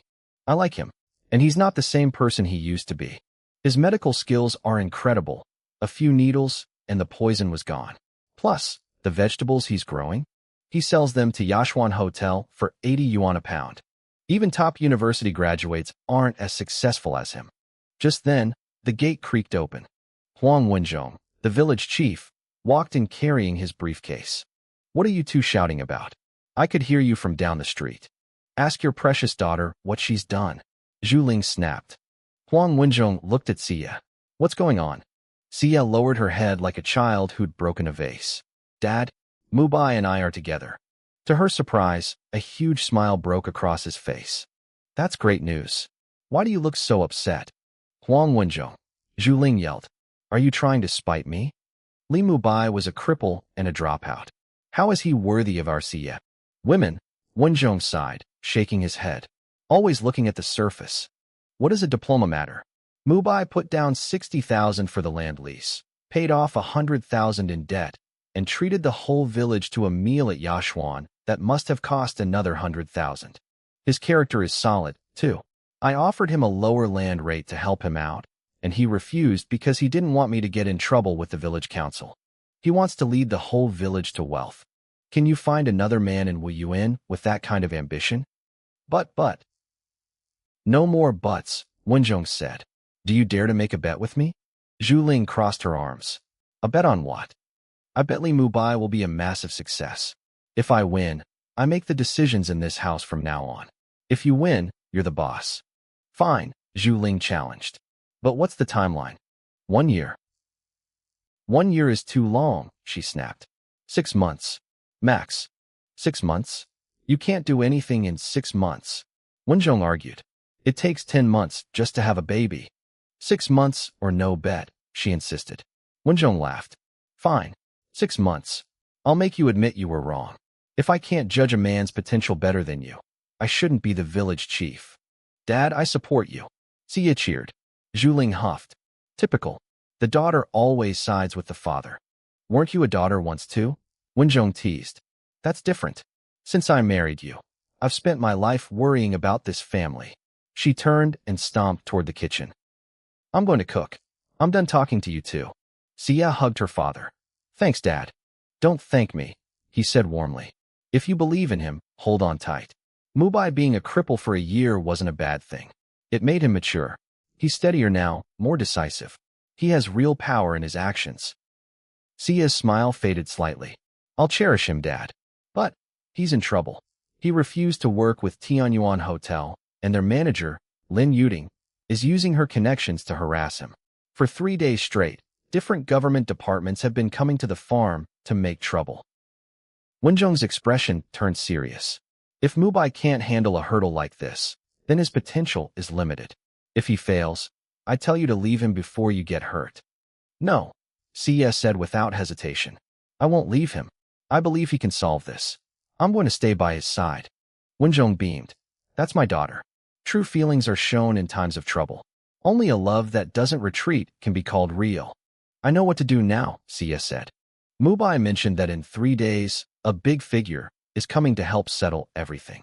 I don't know who it is, but he seemed confident. A big figure, huh? Wenzhong's curiosity was piqued. Then I'll have to come by and see for myself. I want to see just how much energy my future son-in-law really has. Sia blushed again. Dad, he's not a son-in-law yet. The marriage isn't set in stone yet. I joked, but my future father-in-law wasn't having it. You two are like a turtle looking at a bean, Wenzhong teased. You've got eyes for each other. It's only a matter of time. Sia huffed, her face turning red. Dad, that's such a tacky metaphor. It's not elegant at all. I only finished middle school, he laughed. How can I compare to a college student like you? As long as the meaning is right, Who cares about elegance? Elegance doesn't put food on the table. I smiled as they kept bickering. Later that evening, I headed home. The news of my relationship traveled fast. The moment I walked through the door, my sister Jechi was already bouncing with excitement. Mom, Dad, great news, she shouted. Big brother and sister Sia are finally together. My father, Binghui, beamed. Really? That's fantastic. We don't have to worry anymore. We've watched Sia grow up. She's a good girl and beautiful to boot. My mother, Yanli, looked like a happy child. I'm beyond satisfied. 1,000 times satisfied. Her character, her looks, everything is perfect. And she's got wide hips.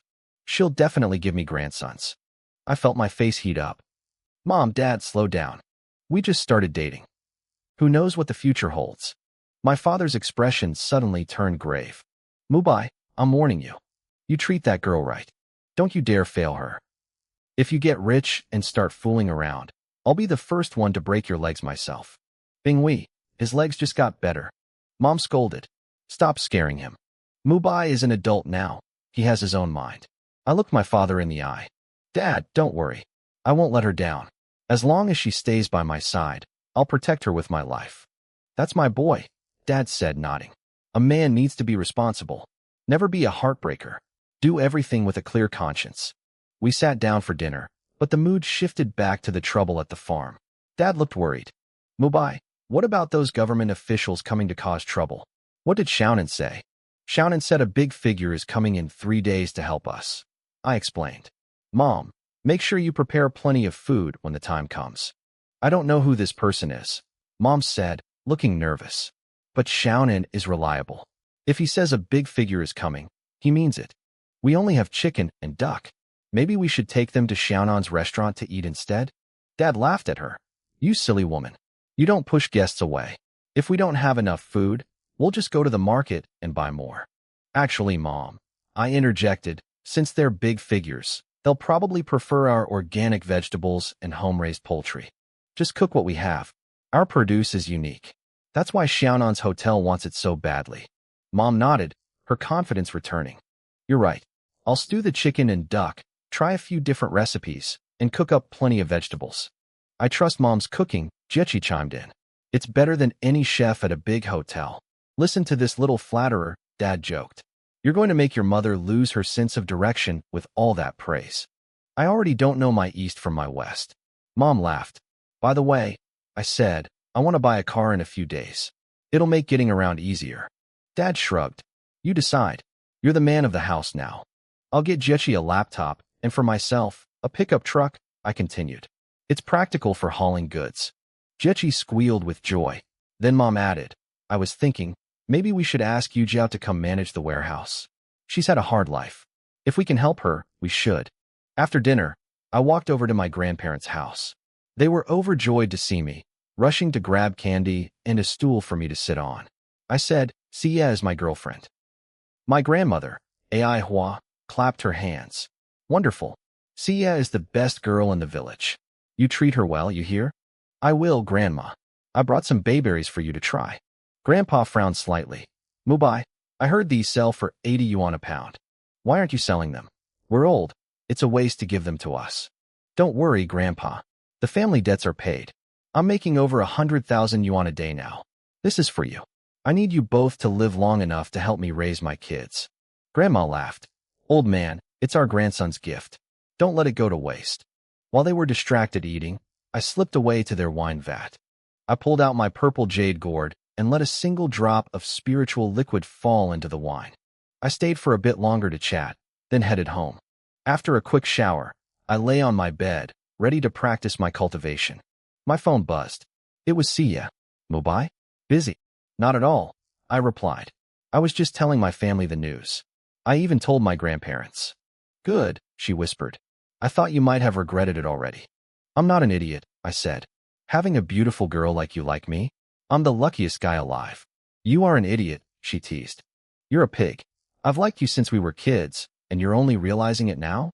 We were too close, I defended myself. I always thought of you as a sister. It was hard to make a move. So you were okay making a move today? You took advantage of me for a long time. I got quiet for a second. Honestly, I just didn't think I was good enough for you. I was afraid your parents would say no. You overthink everything. I already told them. And, is your dad going to beat me up? Why would he beat you? Because this pig just made off with the best cabbage he's been growing for 20 years. She giggled. You really are a big, stupid pig. Fine, I'm a pig. A male pig. And you're my little lady pig. I am not a pig. She shouted playfully. Even though you carried me today? What does that mean? You know, like Pigsy carrying his bride in the legends. You brat. She laughed. I'm hanging up now. Wait, tell me what your parents said. I'm not telling. Good night. I stared at the phone, smiling. The next morning, I woke up early and headed to the fields I had leased. I wanted to see if the seeds had sprouted. My jaw dropped. The seeds hadn't just sprouted. They were already 4 inches tall. I ran back home to tell my parents. They were just as shocked. We grabbed water buckets and headed straight to the fields, stunned by the impossible growth. The secret behind this impossible growth was simple. Every day, my family watered the fields using the water from the large jars at home. In this scorching summer heat, the villagers were right. Nothing should have survived. The sun should have scorched the sprouts the moment they broke the soil. But I wasn't worried. I had my spirit water. It was like having a cheat code for farming, something a normal person could never understand. The hired villagers arrived soon after to help carry water. They worked hard, their faces drenched in sweat, but the spirit water did its magic. By the time I finished breakfast, the fields were looking lush.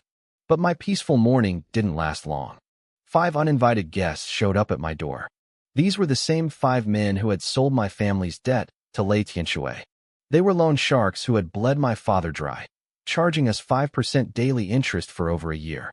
Back then, my father, Li Binghui, had no choice. He needed the money and had to swallow their bitter terms. But selling that debt to a predator like Lei Tianshui almost ruined my sister, Li Jiechi. I couldn't forgive that. I had pointedly ignored them at my recent celebration feast.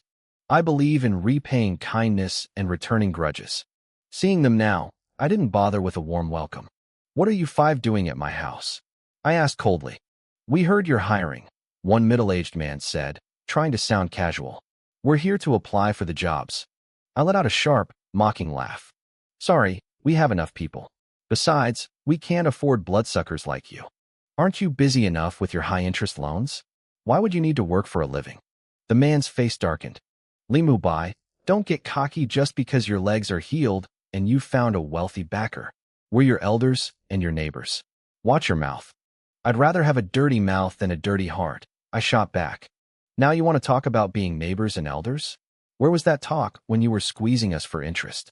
Where was it when you sold our debt to Lei Tianshui? Did you think about the consequences if I couldn't pay? Did you care what happened to my family? I glared at them, my eyes cold. Since I started practicing my cultivation techniques, my gaze had become intimidating. They actually flinched, looking genuinely spooked.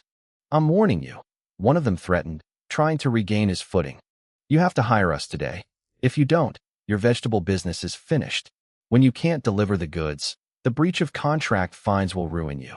I turned to the villagers working nearby and raised my voice. Did everyone hear that? These 5 pieces of trash are threatening me. If anything happens to my crops, I need you all to be my witnesses. You dare call us trash? The leader roared. We're going to beat some interest out of you right now. He was a burly man, and he swung a heavy fist straight at my face. Mubai, look out. Huang Xie screamed. I didn't blink. You guys really don't know your place. I reached out my right hand and caught his fist midair. It felt like catching a slow-moving toy. What are you waiting for? The man yelled, his face turning pale as he tried to pull away. Get him. The other 4 rushed me at once. My father saw the danger and grabbed a carrying pole, ready to jump in. Dad, stay back. I called out. Did you forget how I handled Lei Tianshui? My father paused, then slowly put the pole down. He actually took a step back to watch the show. The 4 men closed in from all sides. I didn't move until they were inches away. Then, in a blur of movement, I delivered 5 crisp slaps. Asterisk smack. Smack. Smack. Smack. Smack. Asterisk. All 5 of them flew backward, landing hard on the ground. Their faces swelled up instantly, turning into bruised, puffy mess. They clutched their cheeks, groaning in pain. Without saying another word, They scrambled to their feet and ran off, too humiliated and too hurt to even shout a parting threat. Mubai, was that too much? My father asked, looking concerned. Those guys are arrogant because they have connections. They don't just lend money without someone backing them. Dad, I said firmly, if someone gives me an inch, I give them a yard. But if they cross me, I hit back harder. If you keep swallowing your pride with people like this, they'll just keep pushing until there's nothing left of you. My father sighed, a look of pride crossing his face. You've grown up. You have your own way of doing things now. Just be careful. Don't go too far and kill someone. I know, Dad. I'll control myself. Huang Xie ran over, her eyes wide with worry. Are you okay? I'm fine. They didn't even touch my clothes. Mubai, those 5 are incredibly sneaky, she warned. If they can't beat you in a fair fight, they'll try something dirty. They might come back for the crops. You're right, I admitted. They mentioned the contract earlier. I'll keep an eye out. Please, be safe, she urged. They're bold enough to attack you in broad daylight. Who knows what they'll do under the cover of night? Don't worry, I have a plan, I reassured her. Then I remembered something. Oh, I should tell you. I'm planning to ask sister-in-law Yu Jiao to help manage the warehouse. Huang Xie smirked. Why are you telling me? You make the decisions. I'm not part of your family yet. I grinned at her. Well, I think you have every right to know. You are the future mistress of the Li household, after all. She blushed, her smile reaching her eyes. I said future. I don't have the authority to decide for you yet. So you're saying you want to be the mistress right now? Isn't that a bit fast? I haven't even prepared myself yet, I teased. She laughed, poking me in the arm. Mubai, you used to be so honest. When did you become such a smooth talker? Do you use these lines on other girls? What other girls? I asked, looking her in the eye. I was a cripple until recently. Who else would have stayed by my side except for a silly girl like you? That's true, she whispered, leaning into me. They just didn't know how to appreciate you. They were short-sighted. Thank you, Sia. I'll make sure I treat you right. Meanwhile, a few streets away, the 5 men were huddling together. Wang Sudong nursed his swollen face, his eyes burning with hatred. Are we really just going to let that brat beat us like that? He spat. What else can we do? Chun Erga muttered dejectedly. The 5 of us couldn't even touch him. Do we hire professionals? No, Wang Sudong hissed. Li Mubai just planted 10 acres of crops, right? And they just sprouted today. We'll go there tonight and destroy them. If he can't supply the hotel, he'll be sued for breach of contract. The fines alone will bury him. Brother Wang, that's brilliant. Chun Erga grinned despite his pain. We'll wait until dark. He won't know what hit him. The plan was simple and cruel. They wanted to destroy my crops under the cover of darkness. Without those sprouts, I'd have nothing to sell to the Ashuan Hotel. I'd be sued for breach of contract, and the fines alone would bury me. But Wang, those vegetables are worth millions, Wang Matzi whispered, his voice trembling. That's a serious crime. We could go to prison for this. Wang Sudong spat on the ground, his face twisted. Prison? Don't be an idiot. The town's police chief is my first cousin. You think he'll let me rot in a cell? Just do what I say. If anything happens, I'll take the fall. Fine. Chin Ergu growled, his eyes burning with resentment. I can't swallow this pride anyway. That former cripple thinks he's better than us now. He didn't even invite us to the feast or offer us jobs. He's asking for it. They made a pact. They would meet at my fields at 3 in the morning. 5 men, 5 hoes. They figured they could strip the land bare in 2 hours and be gone before the sun rose. Back at home, my father, Li Binghui, was worried. He knew Wang Sudong and his crew were dangerous. They had been thugs since they were kids, and they always played dirty. Mubai, you need to be careful, my father said over dinner. They didn't get their way today, so they'll come for you in the shadows. Let me go to the fields with you tonight. 2 of us are better than 1. I shook my head and smiled. Don't worry, Dad. I have a plan. I'll take little Yellow with me. You and Mom just lock the doors and stay inside. My mother, Chinyali, looked anxious. Are you sure? They might do something desperate. I'm sure, I said firmly. You saw what I did to them today. 5 men are nothing to me.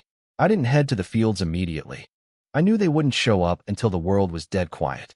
Around 10 o'clock, after the village fell silent, I whistled for little Yellow and walked out into the cool night air. We found a hidden spot near the edge of the clearing. I sat cross-legged and began my cultivation, letting the spiritual energy flow through my veins. Time blurred. At exactly 3 in the morning, the sound of snapping twigs broke my trance. My senses were sharper than ever now. Even in the pitch black, I could see them clearly, 5 shadows creeping toward my crops with hoes in their hands. I stayed still. I needed them to actually commit the crime. I needed evidence. They started swinging, hacking away at the tender green sprouts I had worked so hard to grow. It didn't bother me.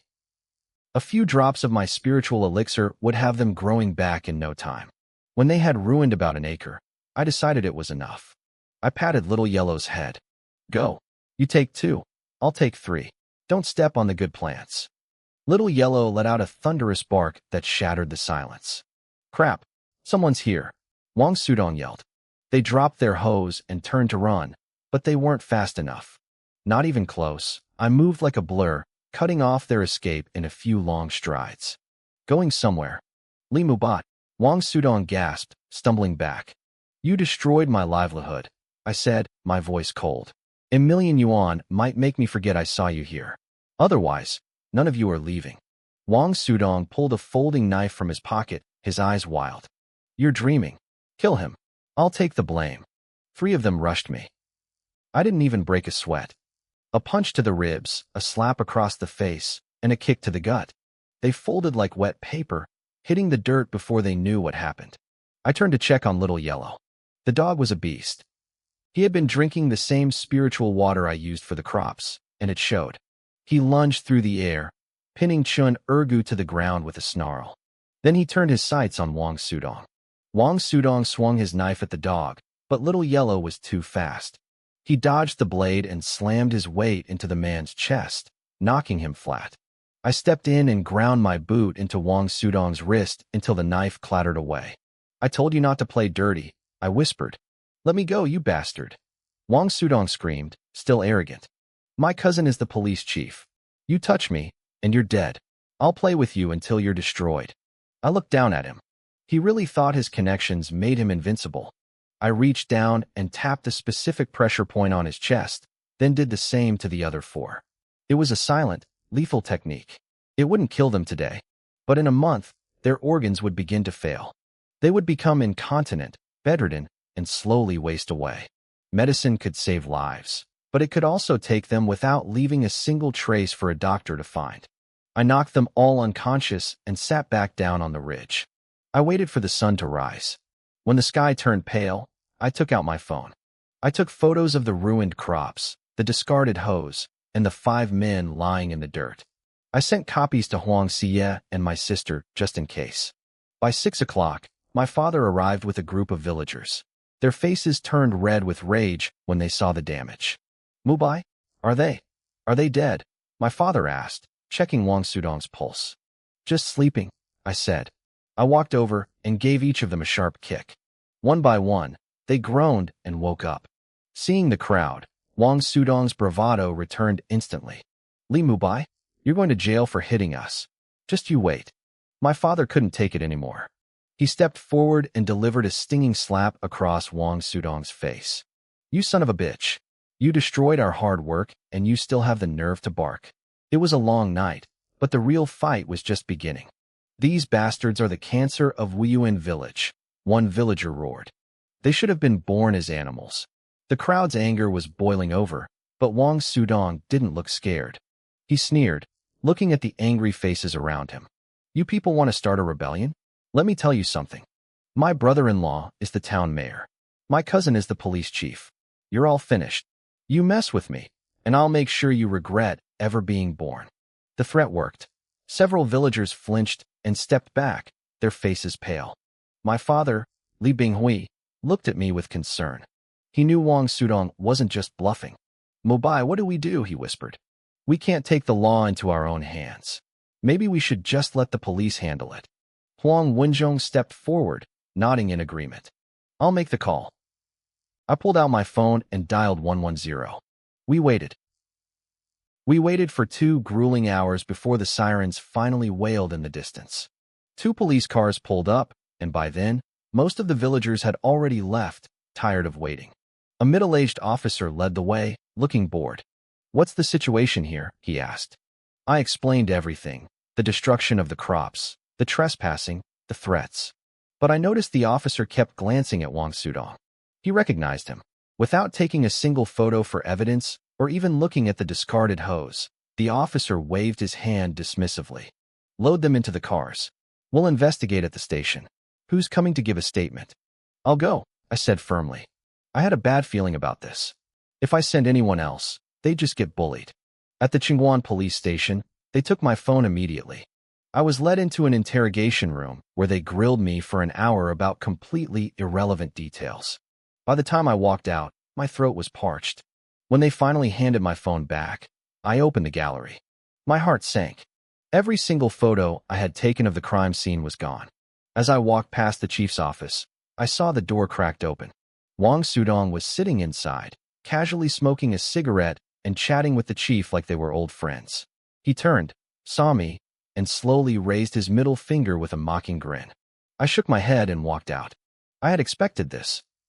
Without connections, I was powerless against people like them, for now. I grabbed a quick breakfast in town and walked back home. When I arrived, the villagers swarmed me with questions, but I didn't have the heart to tell them the truth. I just waved them off. I felt a wave of helplessness wash over me. I remembered when my leg was broken years ago. No one was punished, I got no compensation, and I was even expelled from school. Just a few days ago, 3 different departments had come to harass my business. Even with all the money in the world, if I didn't have power, I couldn't protect anything. I couldn't even protect my family. I realized then that money wasn't enough. In fact, without the strength to guard it, wealth just invited disaster. I had these incredible skills from my master, and I couldn't let them go to waste. I had to become someone no one dared to touch. "Mubai, you're just starting out," Huang Xie said, sensing my dark mood. She sat beside me, her voice gentle. "Everything is hard at the beginning. Once you build your own network and meet the right people, no one will dare to bully you again." I looked at her and felt a bit of the weight lift. "And what if you bully me?" I joked. She pouted, her eyes sparkling. "If I bully you, you just have to take it." "What? Are you going to hit me?" "I might," I teased, glancing around to make sure we were alone. "I'll spank you." "You big pervert," she giggled, blushing furiously. "I'll tell you a secret. My mom said that with hips like mine, I'm definitely going to have a son." I laughed out loud. "That's just an old superstition. My mom has wide hips too, and she only had 2 daughters." "I'll kill you," she shouted, playfully swinging at me. "Wow, look at the lovebirds," my sister, Li Jiechi, said as she burst out of the house. "I guess I'm the third wheel now." "At least you're self-aware," I joked. "When is Xiao coming back?" "She's at our aunt's place," Jiechi replied. "Probably another week. She starts her sophomore year soon." "You guys are the smart ones. I'm just a fake college student." I smiled. "You 3 are real students spending the family's money, while this fake student is already a millionaire. Where's the justice in that?" Xie put on a mock-pained expression. "We're family, aren't we? Your money is our money. If I run out, I'll just ask my big brother." "Who are you calling big brother?" Xie said, reaching out to pinch my ear. "Ow, ow. I meant Jiechi and Xiao." "Mercy," I yelped, pretending to be in agony. Jiechi sighed dramatically. "Another one bites the dust. Every man in this family ends up henpecked. It's in our DNA." "Hey," I protested. "I'm just being a gentleman to the village beauty." Xie couldn't stop laughing. But the laughter didn't last long. The day for the official test results had finally arrived. I woke up early, my jaw set. Xie had already sent me the backup copies of the photos she had taken, just in case today turned into a fight. We were finishing breakfast when an SUV and 2 pickup trucks roared toward our house. A dozen men climbed out, looking like thugs. They were all carrying 2-meter-long rubber clubs. A middle-aged man in a uniform stepped forward, a smug look on his face. He held a stack of papers and waved them in the air. "Li Mubai, you're finished. Look at this report. Your vegetables and fruits are loaded with pesticide residue and growth hormones. They're a public health hazard." I saw Xie and Jiechi quietly move into position, their phones out and recording. "So," I said, my voice cold and flat, "how do you want to handle this?" "We're seizing everything to be destroyed," the official said, his chest puffed out. And you're coming with us to the station. If you cooperate, maybe we can be lenient. If you don't, it's a 1 million yuan fine or jail time. I stared him right in the eyes. I have a feeling your report isn't exactly accurate. I'd like to request a retest from a provincial-level lab. The man's eyes flickered with panic for a split second. Are you saying I forged this? You're just a peasant. I represent the state. I didn't say that, I replied calmly. I'm just a citizen exercising my rights. Unless you're afraid of a second opinion. This is obstruction of justice, he screamed, his face turning purple. He turned to his thugs and pointed at my garden. Smash it. Destroy the whole garden. I dare you to try. I roared, stepping in front of them. Just as the thugs raised their clubs, 3 police cars, sirens blaring, screeched into the yard. The official froze, his hands still in the air. Huang Wenzhong rushed over, his face pale, just as 3 police cars screeched to a halt in the clearing. A dozen officers in crisp uniforms piled out. Among them was Wang Sudong, his face still swollen and his arm wrapped thick in gauze. He looked at me with pure venom. One officer stepped forward, waving a sheet of A4 paper with an official red seal on it. Another already had his handcuffs out, the metal clicking ominously. Li Mubai, you've been reported for causing severe bodily harm. You're under arrest. Come with us. I didn't move. I looked at the paper, then back at them, my expression cold. What if I refuse? Don't think I don't know the truth. That so-called arrest warrant was issued by your own local station. Since when does a small-town precinct have this much power? The officer's eyes bulged with rage. If you resist, the consequences will be severe. I have the authority to shoot you on the spot. I let out a harsh laugh. Who gave you that right? Shooting someone on sight for an assault charge? Even murderers get a day in court. As the standoff intensified, no one noticed 3 heavy SUVs pulling up nearby. A young woman, an old man, and a middle-aged man stepped out of the lead vehicle. The middle-aged man spoke up, his voice booming with authority. Who exactly gave you the right to act as judge, jury, and executioner? This was Gu Yunwan, the second-in-command of the province. Standing beside him was the man I had saved, Gu Qingwu. The officer, oblivious to who he was talking to, sneered. Who the hell are you? Mind your own business and stay out of station matters. Don't be a hero. Gu Yunwan's face went stone cold. He turned to a man beside him named Zhang Ting. Zhang Ting, is this how your subordinates behave? This is truly an eye-opener. Zhang Ting, a high-ranking official himself, roared at the officers. You bastards. Is this how you execute the law? Is this what you were taught in the academy? And who the hell are you supposed to be? One of the younger cops snapped back. Zhang Ting looked like he was about to have a stroke. He whipped out his phone and dialed a number, his hand shaking with fury. Cheng Jiaming, I want you in Wuyuan village in 10 minutes. If you aren't here, you can pack your bags and go home.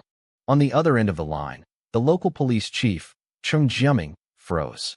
He didn't even have Zhang Ting's number saved, but the sheer weight of the authority on the line told him everything. He knew his men had screwed up big time. Meanwhile, Gu Yunwan was making his own call. Qianjun, it's Gu Yunwan. Get to Wuyuan village in 10 minutes or consider yourself fired. Qianjun, the county head, was in the middle of a meeting. He nearly dropped his phone. His staff watched in shock as their normally composed boss turned pale. When they heard the name, Governor Gu, they understood why. The second most powerful man in the province was calling personally. Back at the garden, the local officials finally realized they had kicked a steel plate. They wanted to run, but there was nowhere to go. They stood there, heads bowed, trembling in their boots. The arrogance from moments ago had vanished completely. Gu Qingwu, leaning on his granddaughter Gu Zhilan, walked up to me. He grabbed my hands, his grip surprisingly firm. Little brother, I came to see you. Thank you for saving my life. Old master, I didn't have a phone that day, I explained, smiling. I only got one recently. I'm glad you found me, but there's no need for thanks. It was just a small thing. If I had the skills and didn't help, my conscience would have bothered me for the rest of my life. Mubai, can I call you that? He asked warmly. Of course. That's what my family calls me. Mubai, you have incredible skills and even better character, the old man said, patting my hand. My grandson told me you were being framed. We came here specifically to help you clear this up. I looked at the crowd of officials. I appreciate the concern. It's been a mess. There are 2 more departments on their way. If they all show up, we won't have room for the cars. These people didn't even try to hide their corruption. They pulled 100,000 yuan fine out of a briefcase and tried to use a fake warrant. Truly servants of the people. Gu Yunwen stepped forward, his voice steady and promising. Mubai, I will get you justice. None of them will escape the law. Thank you, I said. If you need evidence, it's all on my phone. I showed them the photos and videos I had recorded. Within minutes, the county leaders arrived. 7 or 8 cars roared into the village, filling the narrow roads just as I had predicted. The drivers had to scramble to find parking. Qianjun and Cheng Jiaming ran up, breathless and sweating. Reporting for duty, Governor Gu. Please give us your instructions. Gu Yunwen pointed at the papers on the ground. Look at these reports and this warrant. If you can't see the problems here, you're both fired. Yes, sir. We'll handle it immediately, Qianjun promised, bowing low. We won't let brotherly Mubai suffer any injustice. Deal with it strictly, Gu Yunwen commanded. Fire whoever needs firing, and hand the rest over for prosecution. We owe the people a clean environment. Otherwise, you aren't fit to be called public servants. Huang Wenzhong stood to the side, completely stunned. He knew I had saved someone important, but he never imagined it was the father of the provincial governor. With this kind of backing, no one would dare touch my farm again. Old master, I said to Gu Qingguo, the sun is getting hot. Please, come inside. My home is humble, but I hope you don't mind. I grew up poor, son, the old man laughed. I lived in a thatched hut as a kid. This isn't a humble home. It's a beautiful country villa. It's exactly what I've dreamed of. Suddenly, a shout erupted from the house. An old man charged out, swinging a heavy wooden carrying pole. Who's messing with my grandson? I'll fight you all. I've killed men before. I'm not afraid to do it again. It was my grandfather, Li Minshan. We had tried to keep the chaos from him because of his age, but the sirens and the shouting had been too loud to ignore. He was a veteran, and he looked ready for war. Gu Qingguo froze.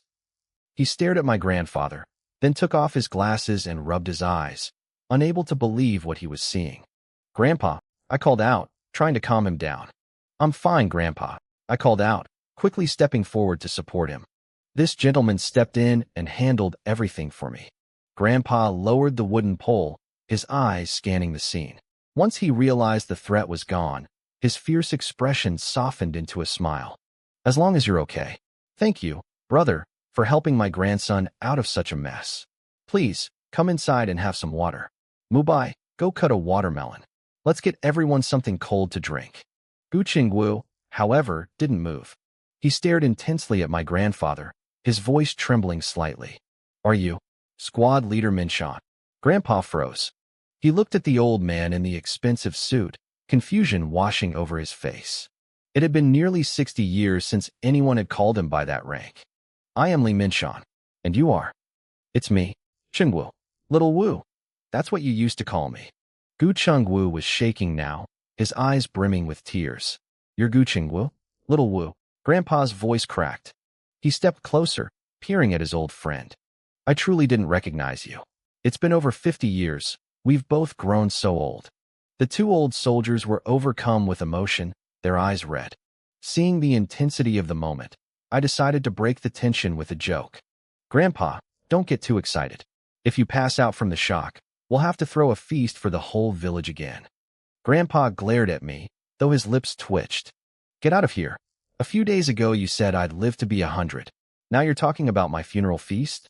Say another word, and I'll show you I can still swing this pole. He turned back to Gu Qingguo, pride beaming from his face. Squad leader, you've got a good eye. If it weren't for Mubai, I'm afraid I would have gone to the grave without ever seeing you again. Let's get inside, I urged, ushering them toward the porch. The sun is getting high. We don't want anyone getting heat stroke.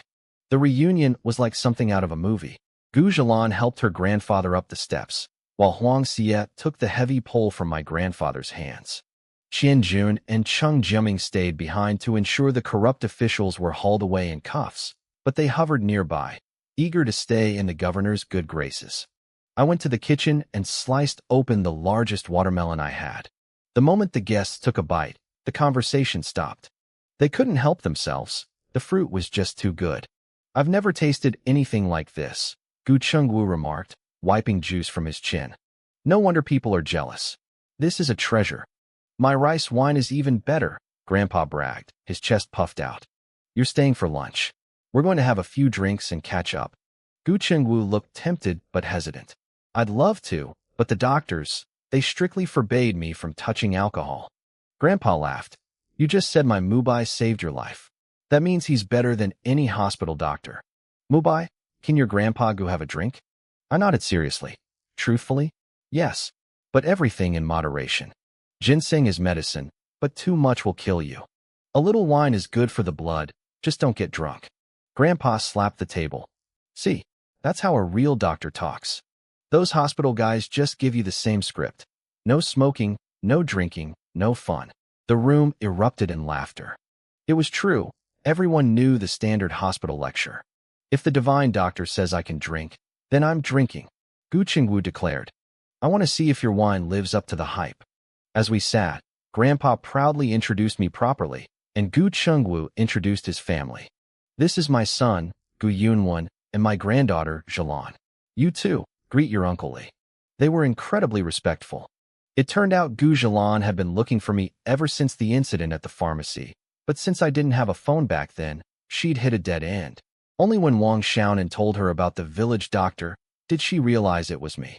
Grandpa's mood dampened slightly as he told them my story, how my leg had been broken and how I'd been unfairly expelled from the university. Outrageous. Gu Chengwu slammed his hand down. How can such evil people exist? Yunwen, you make sure this is handled.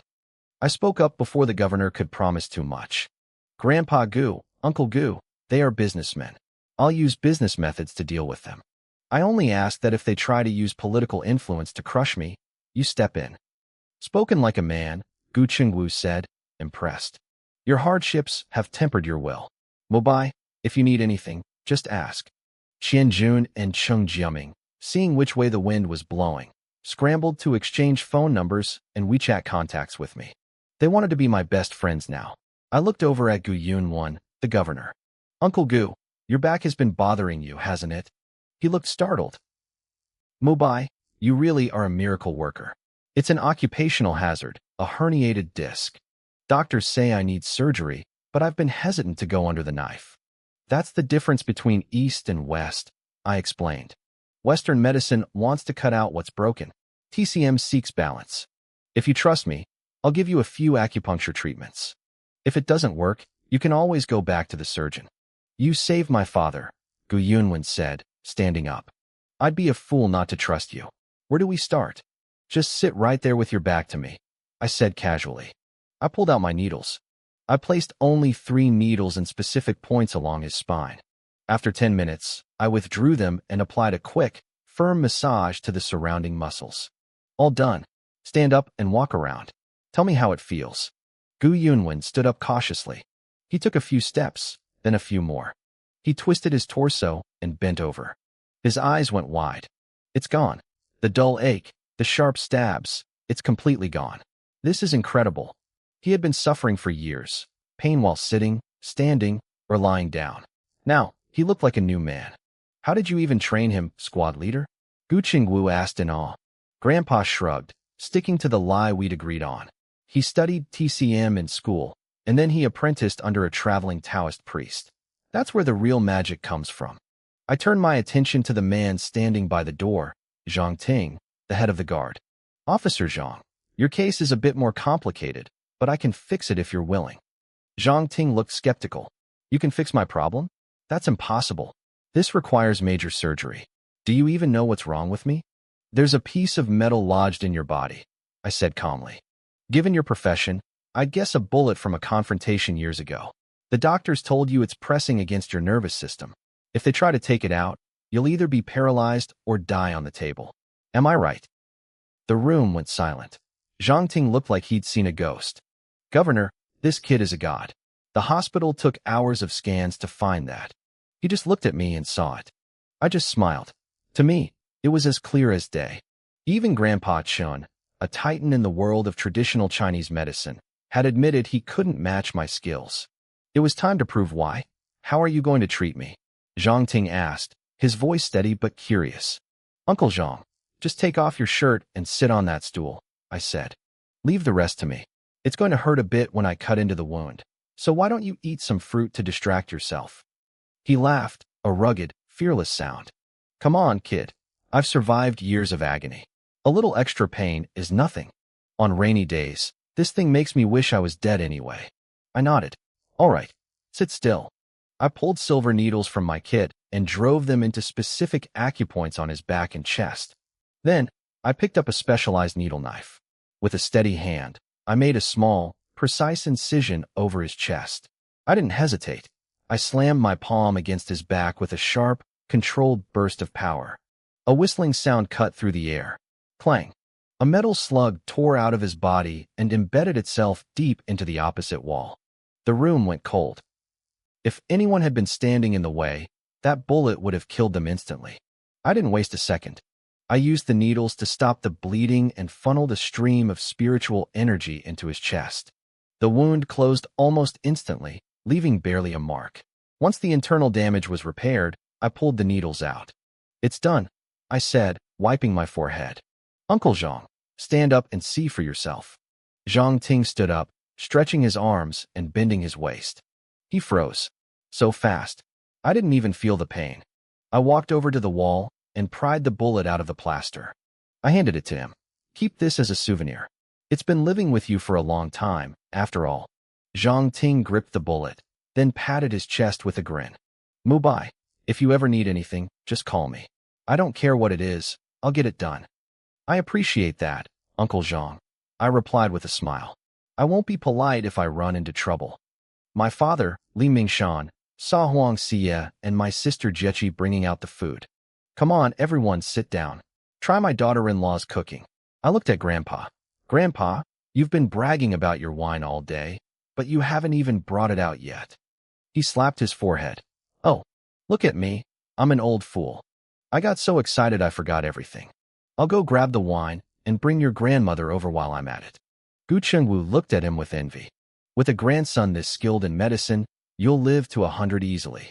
Don't be jealous, Grandpa laughed. My grandson is your grandson. If I live to 100, so will you. We old brothers have a lot of catching up to do. The squad leader is right, Gu Chengwu agreed. Back then, we ate from the same pot and blocked bullets for each other. We're brothers for life. Then we should visit more often, Grandpa said. I've got plenty of organic vegetables, fruit, and poultry. Take some home for your family. Now, everyone, try this white-cut chicken. Gu Chengwu took a bite, and his eyes lit up. I've never tasted anything this good. Wang Xiaonan spoke up. Grandpa Gu, this chicken isn't even for sale yet. Right now, I only get the fruits and vegetables from my hotel. Mubai says he needs to scale up the poultry farm first. Looks like we're lucky to be the first to try it then, Gu Chengwu chuckled. I walked back and carrying a bucket of rice wine. The wine is here. My grandpa brewed this himself from pure glutinous rice. Give it a taste. Gu Chengwu grinned. Mubai, did you take your grandpa's entire stash? What's he going to drink? If it runs out, he'll just brew more, I said, pouring everyone a glass. He doesn't drink much usually, but today is a celebration. This wine isn't too strong, so drink up. Even if you get drunk, I can clear your head with a few needles. The table erupted in laughter. As the mood grew warmer, Gu Chengwu turned to Grandpa. Next time I come, can you get me a plot of land here? I want to bring my wife and live here as your neighbor. Grandpa smiled. I can't decide that, but let me introduce you to Huang Wenzhong. He's our village chief and Mubai's future father-in-law. He's the one in charge. Huang Wenzhong turned bright red. Uncle Li, with all these high-ranking officials here, you're putting me on the spot. I'm just a small-town official. Gu Chengwu waved him off. Don't say that. Whether the position is big or small, you're serving the people. So can I get that land? Of course, Huang Wenzhong said quickly. We'd be honored to have someone of your stature living in our village. Gu Yunwen, the son, looked concerned. Dad, the higher-ups might not approve. Even if you're retired, your rank is still a big deal. They might not be comfortable with you living out here. I'm 80 years old, Gu Chengwu snapped. Can I choose to live with my old war buddy? I'll handle the paperwork. He then looked at Xie and Jechi. And this must be Mubai's girlfriend, Xie, and his sister, the Fudan University student? Beautiful and talented. You've got a great family, squad leader. The girls thanked him, blushing. The conversation drifted back to the old days. My grandpa and Gu Chengwu compared their families. Both had 5 children. Both had lived full lives. They toasted to being blessed men. This wine is incredible, Gu Chengwu said, wiping his mouth. It beats those expensive brands any day. You have to teach me how to make this. Anytime, Grandpa replied. I'll send you home with a few pounds of it. Meanwhile, I heard Qianjun whispering to Wang Xiaonan. Xiaonan, I want to move our official government receptions to your hotel. What do you think? Wang Xiaonan beamed. I'd love that. But just so you know, the name has changed. It's called Tianweishan now, the heaven beyond heaven. Gu Qingwu laughed when he heard that. This kid has guts. His mother runs the Tianyuan Hotel across the street, and he names his place the heaven beyond. He's literally looking down on her from across the road. Wang Xiaonan explained how my mother had refused to buy my produce, which led to him opening the hotel in the first place. Gu Qingwu clapped his hands. Good. I support that. A man has to stand for something. Mubai, you're lucky to have a brother like him. I just picked the name on a whim, I said modestly. I didn't think much of it. No, Gu Qingwu said, his eyes twinkling. You're not like your grandfather at all. Back in the army, he never let anyone else take the credit for his work. You're much more humble. Anyone who dared to steal from you back then, your grandpa would have fought them to the death, Grandpa said, his voice thick with nostalgia.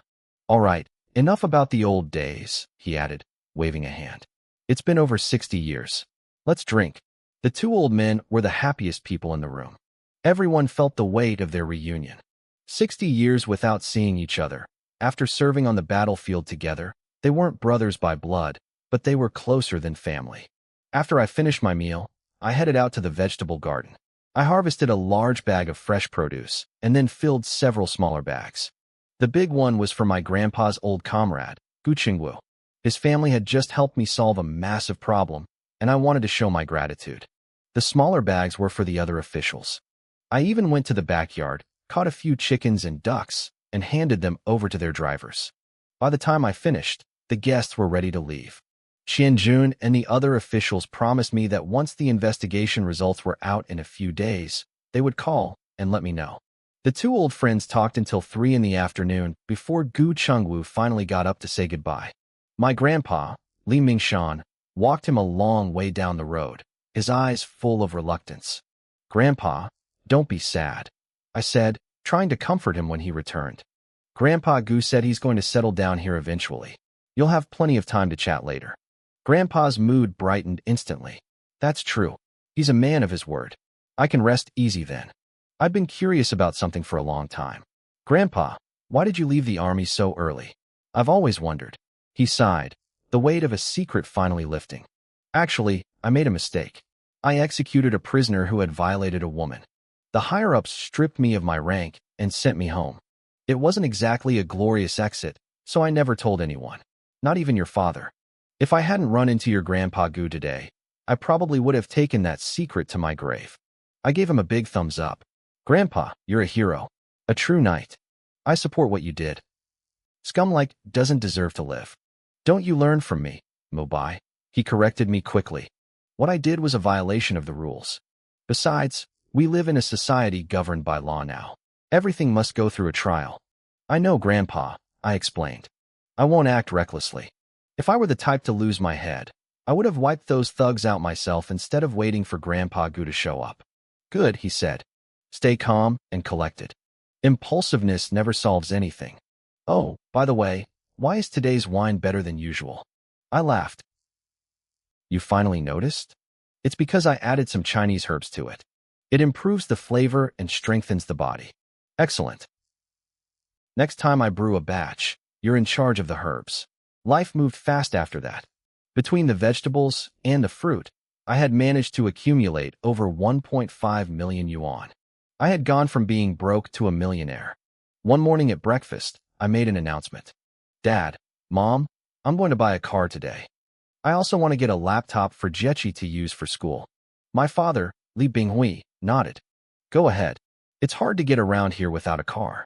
Since you've earned the money, you should buy one. My mother was even more supportive. Go get it, Mubai. It'll be easier for us to get to town, and you can take Sia out for fun. I want to go too. My sister Jechi chirped. What are you going for? Mom teased. Your brother should be taking your sister-in-law Sia. You'll just be a third wheel. Jechi giggled. They won't mind me being a light bulb. I spoiled my sister, so I didn't mind. It's fine. Come along and help me pick. We'll get your laptop while we're at it. Before we even finished breakfast, Huang Sia arrived. The three of us walked to the town and caught a bus to the largest 4S dealership in the county. The showroom was packed with international and domestic brands. However, when the saleswomen saw me dressed in cheap market clothes, none of them bothered to greet us. I didn't care. I led Sia and Jechi around the floor. When I saw a Ford Raptor, I was hooked. I walked around it a few times and couldn't help but run my hand over the hood. Don't touch it if you aren't buying, a woman in a sharp uniform said, her voice dripping with sarcasm. She was heavily made up and looking at me like I was dirt. How do you know I'm not buying? I shot back. Is touching it going to kill it? She sneered. Don't talk about death first thing in the morning, it's bad luck. Can a poor loser like you even afford a Raptor? Do you even know how much this costs? Jechi was so angry she couldn't speak. Little girl, the saleswoman continued, looking at my sister. What kind of future do you have following a loser like this? Why don't I introduce you to a rich guy? I guarantee he'll be wealthy and generous. See ya, Jechi, let's go, I said, my voice cold. A shop with staff like this is bound to go bankrupt. Even if we bought a car here, we'd never get decent service. I could handle her insulting me, but the moment she targeted my sister, my patience evaporated. My family is my bottom line. Stop right there, the woman screamed. You dare say my shop is going to close? Security! Security! Someone is making trouble. 2 guards with rubber batons came running. Even the manager came out of his office, looking annoyed. What's going on? Manager Wong. The saleswoman lied immediately. This loser was touching the cars without buying and then cursed our shop, saying we're going to go bankrupt. The manager glared at me. Sir, did you say those words? Why don't you ask what your saleswoman said first? I countered. I don't care about that, the manager said arrogantly. I'm asking if you said my shop is going to close. I did say it. So what? Since you don't care about the facts, there's no point in talking. I was disgusted by his bias. He didn't take me seriously at all. To him, I was just a poor kid to be bullied. Apologize. If you don't apologize today, don't think about walking out of those doors. And if I don't, I asked, then don't blame me for being rude. Get him. The 2 guards swung their batons at me. I quickly pushed Sia and Jechi behind my back. With 2 swift kicks, I sent both guards flying backward. You've got guts, kid. Don't you dare run, the manager shouted, looking terrified. He fumbled for his phone. I'm calling for backup. Mobai, let's just leave, Sia whispered, pulling at my sleeve. We can't leave now, I said. If we walk away, we look like the guilty ones. If they call the police, it'll be a headache. They can call people? Well, so can I. I patted Sia's arm to calm her down and dialed a number. Uncle Chung, it's Li Mubai from Wuyuan Village. I'm at the Chungfeng 4S dealership and I've run into some trouble. Could you come down and help me settle this? Great. I'll wait for you. I looked at the girls. You 2 stay behind me. Stay back and don't come out, I whispered to Sia and Jechi. They definitely called for backup. Don't worry, I can handle this. They nodded, eyes wide with fear. Within minutes, 3 SUVs screeched to a halt at the entrance. 15 men piled out, each brandishing a heavy steel pipe. They stormed into the showroom looking like they were ready to kill, sending Sia and Jechi into a fit of trembling. Manager Wong, who's the punk causing trouble on your turf? A bald man shouted. That brat right there, the manager yelled, his confidence surging now that his muscle had arrived. He already hurt 2 of my guards. Beat him senseless. As long as you don't kill him, I'll take care of the rest. Get him, boys. A dozen thugs charged at me at once. I didn't flinch. As the first one swung, I stepped inside his reach, snatched the steel pipe right out of his hand, and delivered a kick to his chest that sent him flying backward. He crashed into several others, knocking them down like bowling pins. I moved through the crowd like a shadow, swinging the pipe with precision. I didn't aim for their heads, I went for their wrists and knees. In less than 3 minutes, the entire group was on the floor, groaning and clutching their shattered limbs. I looked down at the steel pipe in my hand. With a grunt of effort, I twisted the thick metal into a literal pretzel, then snapped it in half and tossed the pieces onto the floor. Manager Wong, who had been gloating seconds ago, was now shaking so hard he could barely stand. Suddenly, the wail of sirens filled the air. 5 police cars tore into the parking lot. Chung Jiaming was the first one out, leading a squad of officers into the building. "Mubai, are you hurt? What happened here?" Chung Jiaming asked, his voice thick with concern. "I'm fine, Uncle Chung," I said, gesturing to the girls. "But my sister and my girlfriend are terrified. I came here to buy a car." The saleswoman insulted us, and when I tried to leave, Manager Wong ordered his guards to seize me. When I defended myself, he called in these thugs with steel pipes. He told them he'd cover for them as long as they didn't kill me. I pointed toward the ceiling. "The security cameras caught everything. You can check the footage yourself." Chung Jiaming's face turned thunderous. "Outrageous. This kind of thuggery in my jurisdiction? Seize the security tapes. Take these thugs and the manager back to the station. And take that saleswoman too. I want a full investigation." He turned to one of his officers. "Get the ceiling strips from the car. Shut this entire shop down until further notice." Manager Wong's face went pale. "Director Chung, you can't do this. My father is a good friend of yours. Take him away." Chung Jiaming barked. "Interrogate him thoroughly." Chung Jiaming wasn't stupid. He had eaten lunch at my house and knew exactly who I was connected to. If he couldn't afford to offend Gu Qingwu, he certainly couldn't afford to offend the son of the provincial second-in-command. Beyond my connections, he had seen my medical skills firsthand when I cured his boss, Zhang Ting. To him, I was a living Buddha who could secure his future or save his life. If he had to choose between his old friend and me, he'd pick me every time. Offending me meant he'd never have a chance to rise again. Plus, he just saw a new side of me. I was a martial arts expert. That twisted steel pipe on the floor was all the proof he needed. "Mubai," Chung Jiaming said, his tone shifting to something much more polite. "Where are you headed now?" "I still need a car," I replied. "I'm going to the shop next door. It's too hard to get in and out of the village without one." "It really is," Chung Jiaming agreed, lowering his posture. "I actually have some free time. Let me walk over with you. I know the owner there. He'll give me face and give you a good discount." I smiled. "Thanks, Uncle Chung. I don't know much about cars, so I'd appreciate your input." We walked over to the neighboring dealership. It was smaller and specialized in domestic brands. The moment we stepped inside, every salesperson turned and greeted us in unison. It was a stark contrast to the last place. They had clearly seen the chaos next door and knew exactly who Chung Jiaming was. A middle-aged man rushed out of the back office. "Director Chung, what brings you here personally?" "My young brother here wants to buy a car," Chung Jiaming said casually. "I figured I'd tag along so he doesn't get cheated." The owner, Mr. Chun, looked at me with newfound intensity. He knew that even if a high-ranking official's son came to buy a car, Chung Jiaming wouldn't necessarily escort them personally. This kid had serious weight. Was I some prince from the provincial capital? Suddenly, Chung Jiaming's phone rang. "Hello? Oh, it's old Wong from the Chungfeng shop. What is it?" Chung Jiaming's voice went cold. "I know your son messed up. You want to buy me dinner at the Tianyuan Hotel to apologize? Let me tell you something, Wong. Your son didn't offend me. He offended my brother. That is 100 times worse. If my brother is satisfied, maybe your shop gets unsealed. If not, your son is going to prison for colluding with gangsters and assault with a deadly weapon." He hung up without waiting for a reply and turned to the shop owner. "Sorry about that, Mr. Chun. We're always busy in this line of work. Please, show my brother what you've got." Of course, Mr. Chun said. He had been competing with the shop next door for years, always stuck in second place because he lacked the connections. He never expected to see his rival get crushed so spectacularly in a single afternoon. "Young master, how should I address you?" "My name is Li," I said. "And you are?" "Li, please, I'm Chen Guodong.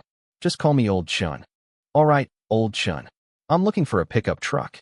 Chen Guodong nodded, likely thinking I was some rich kid tired of supercars who wanted to play with something rugged. "How about this Dongfeng Warrior M50? Don't let the domestic brand fool you. Its performance is on par with a Raptor, and it's built like an armored vehicle." "Don't call me young master," I told him. "Just call me Mubai. Tell me more about this one." Old Chen was a pro. He skipped the fluff and hit all the technical highlights. I liked what I heard. Great. Let's do the paperwork. Do you have one in stock? I do, Chen said. You can take it today. We can have the license plates ready in 2 hours. 2 hours? Cheng Jiaming interrupted with a grin. I can have those plates done in 30 minutes. Mubai, tell me what numbers you like. I'll handle the registration myself. I told Uncle Cheng I didn't have any special requirements for the license plate number. As long as it didn't have a 4 in it, I was happy. He nodded and said he'd make a call to ensure everything was handled properly. Thanks, Uncle Cheng, I said. Let's go to my office and talk, Chen Guodong suggested. We can grab a glass of water while we wait. We headed into his office, and his secretary immediately served us tea. Chen Guodong wasted no time. Mubai, I've got the top trim model ready for you. It retails for 880,000 yuan, but I'll give it to you for 30% off. Let's call it 610,000. Does that work? Works for me, I said, pulling out my card. I'll pay now. While the paperwork was being processed, I realized it was nearly lunchtime. I didn't want to waste any more of Uncle Cheng's day without showing some appreciation. Uncle Cheng, it's almost noon. I'd like to treat you to lunch at Tianweishan Hotel. I hope you'll join me. He looked surprised. Mubai, you don't have to do that. I haven't really done much to help. I remember favors, I told him firmly. I might not be able to help with much, but I can promise you one thing. I'll make sure your family stays healthy and pain-free. Cheng Jiaming's face lit up with pure excitement. To him, that promise was worth more than winning a 5 million yuan lottery. No one can guarantee a life without sickness, but he had seen my medical skills. He knew I wasn't bragging. I turned to the shop owner. Mr. Chen, why don't you join us? Chen Guodong was ecstatic. He usually couldn't even get a meeting with someone like Cheng Jiaming, let alone sit at the same dinner table. He wasn't about to miss this chance. Uncle Cheng, I added, should I invite Secretary Zhou and Chief Qian? We're all friends. It might be nice to get together.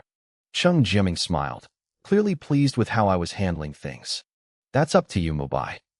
I called Wang Xiaonan and told him to save a private room for us. Meanwhile, Chen Guodong watched me in stunned silence.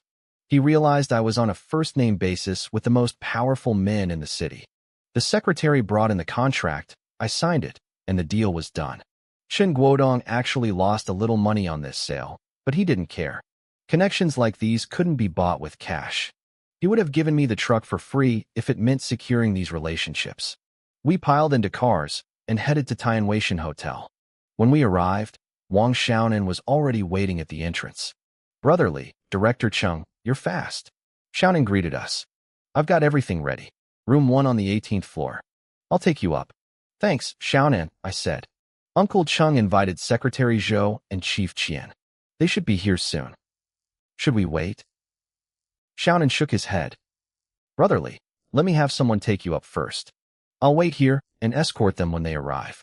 It's better than all of us crowding the entrance. He was right. We headed up to the room. It was massive, at least 200 square meters, filled with entertainment options and luxury decor. Mubai, you've got some serious pull, Uncle Cheng said, looking around. A last-minute booking and they give you the top-tier suite? This room isn't usually open to the public, I explained. It's usually reserved for big shots like you and Secretary Zhou. It just happened to be empty today. Just then, the door opened. Secretary Zhou walked in first, followed by Chief Qian. What's reserved for us? Zhou asked with a laugh. We all stood up to greet them. Secretary Zhou, Chief Qian, you got here fast, Cheng Jiaming said. Mubai is treating us, Chief Qian joked. We left as soon as the clock struck noon. You're giving me too much face, I said, pulling out the chair at the head of the table for Secretary Zhou. It's just a working lunch. A working lunch in the best room at Tianweishan? Zhou sat down, smiling. This is quite the treat. My brother Xiaonan runs this place, I said. You'll have to look after his business in the future. Secretary Zhou chuckled. Mubai, I already told Xiaonan yesterday. All official receptions will be held here from now on. Chen Guodong, sitting quietly at the edge of the group, felt his heart racing. He couldn't believe how deep my connections went. Then I'll thank you both on behalf of my brother, I said. I'll have to toast you properly. Mubai, we still have to work this afternoon, Secretary Zhou said hesitantly. If we get red-faced from drinking, it won't look good. Maybe we save the heavy drinking for dinner another time. I grinned. Secretary Zhou, did you forget what I do for a living? He paused, then slapped his forehead. Look at my brain. I almost forgot. Fine, let's have a few drinks. I'll prepare some sobriety pills for you in a few days, I promised. Take one before drinking, and you can handle a whole bottle of white spirit like it's water. Even if you forget to take it and end up wasted, one pill afterward will clear your head instantly.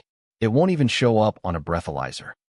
That's a miracle drug, Chief Chin shouted, leaning forward. With that, I won't have to fear anyone at the dinner table. Don't forget me, Mubai, Uncle Chung added quickly. I won't, I laughed. Secretary Zhou looked at me playfully. Mubai, you're playing favorites. You call him Uncle Chung, but what about us? I realized my mistake and laughed. That's my fault.